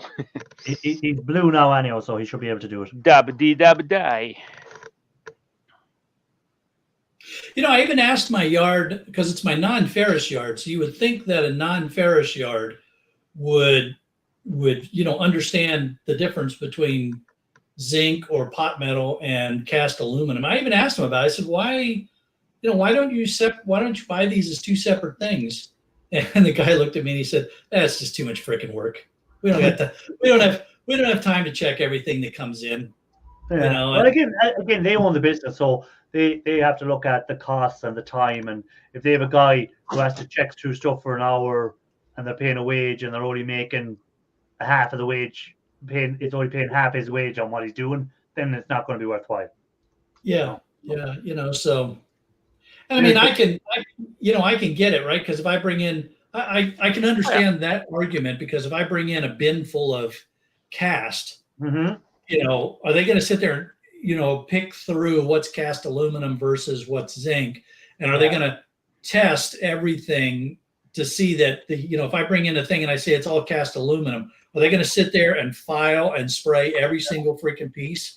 So I can kind of get where they're coming from. Yeah, but what's going to happen eventually is that's going to have to be separated at some stage.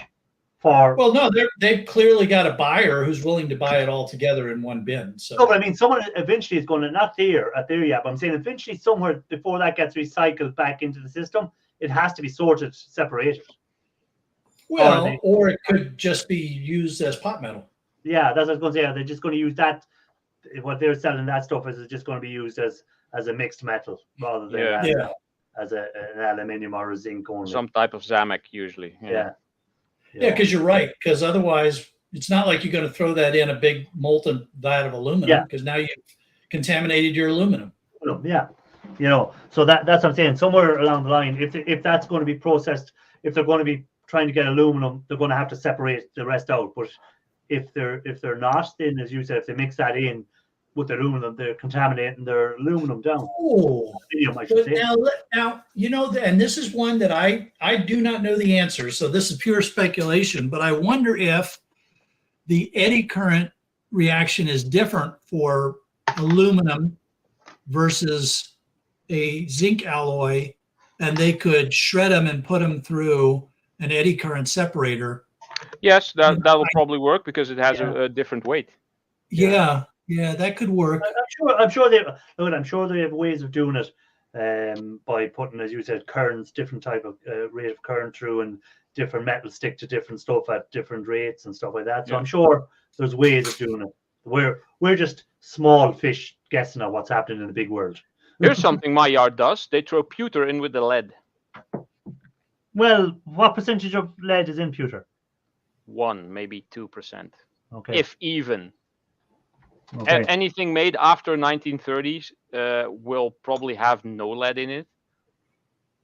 So it's basically just 98% tin, maybe 1% copper, and some antimony most of the time for hardening. Maybe a tiny bit of silver even. If it's I often wonder why pewter. You see pewter in shops, right? And it's really cheap sometimes. Yeah, nobody wants it because it's fugly. Yeah, but you're saying it's like what percent of that is tin? About 95, maybe 98% is tin. And if you try and buy tin, you see the price of tin. Yes, that's insane. Yeah, so that's why I can't understand why pewter isn't dearer. Well, funny thing is, if you buy pewter crap on flea markets or thrift stores or Goodwill, whatever, and you melt it down into ingots, nice 1 kilogram ingots, you can basically tenfold your money easily. Yeah, by selling it on eBay. Is there a way of getting the tin content, getting the rest of the stuff out of them when you melt them down? Again, same way as we were talking there, so that you can get the tin only out of it. Is there a way of processing the tin out of that pewter? Because the price of tin is crazy.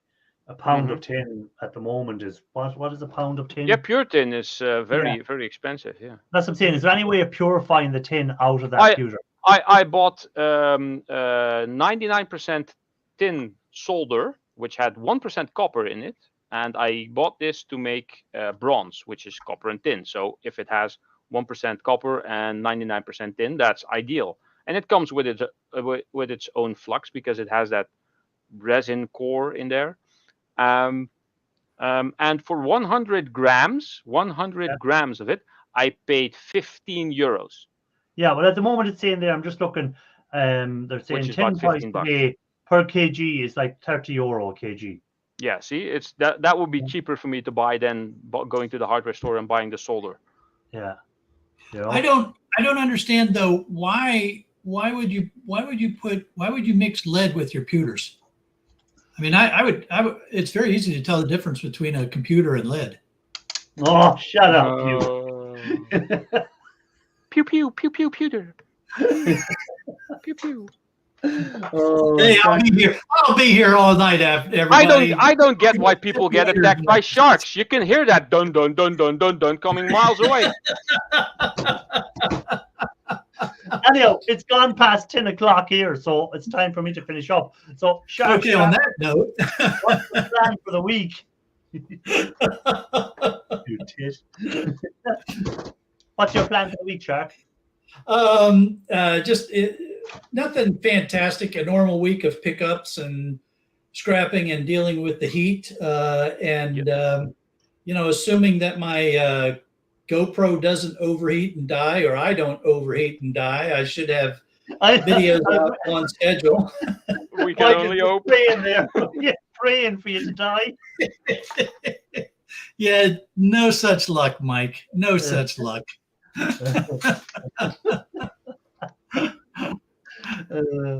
So you'll have your usual videos out, is it? And do your pickups for the week. That's your in the pickups, and then the Patreon folks will get their video on Wednesday, and we'll be doing our live stream on Sunday again. So should just be another fun, sweaty week around here. Okay, fair enough. Ralph, what's your plan? Work. I have no plans for any video. I have very little left to scrap out. I don't know. If it stays this temperature, then it's probably going to take a long time before all the scrap is processed. Because working in a 35 to 40 degrees Celsius shed is not fun. Pussy. No. I'm not used to that, Mike. I'm not sharp. No. Yeah, I know. Mike, what's your plan for the week? I got a big pickup tomorrow. I got another pickup Tuesday. and hopefully have a meeting with my neighbor's daughter this week, Okay. and then go from there. Wait, David is behind on my videos? I was about to say it's impossible How to be can- behind. How can you be behind on Ralph's My video? last video was 1 month ago. The video before that was like 5 months before that. How can you be behind? I think he's maybe being sarcastic. Well, he could also just not like my videos. It's basically a chore to watch them. It's okay. I make the videos for myself. Anyone else who watches them is just a bonus. Okay, so That's actually a really funny joke, though. If he was joking around, that's freaking hilarious. right. And anyhow, I'll have my video out hopefully on Thursday. I think it's nearly finished in the editor there, so it'll be ready to upload later. So it'll be out on Thursday. Should be live again next Sunday after Sharks Live, of course. And till then, keep safe, keep scrapping. Wait a minute. Why didn't you ask Mike what he's going to do? I did ask Mike. He did if you'd pay attention with your senile ass. He told us he was picking up his computers and he was doing, and he hoped to talk to his neighbour's daughter about the house. Irish. You don't have to explain it. Rewatch the stream. Don't explain it. So anyhow, seeing Shark was paying no attention to us at all. Hey, but how come you didn't ask Ralph what he was going to do? Oh yeah. No. And so that's it. I'm going to let Ralph do the usual. So, bye-bye from me. Bye-bye from Shark. Bye-bye from me, West Mike. And Ralph, Scrap you all later. take it easy. Good luck, guys.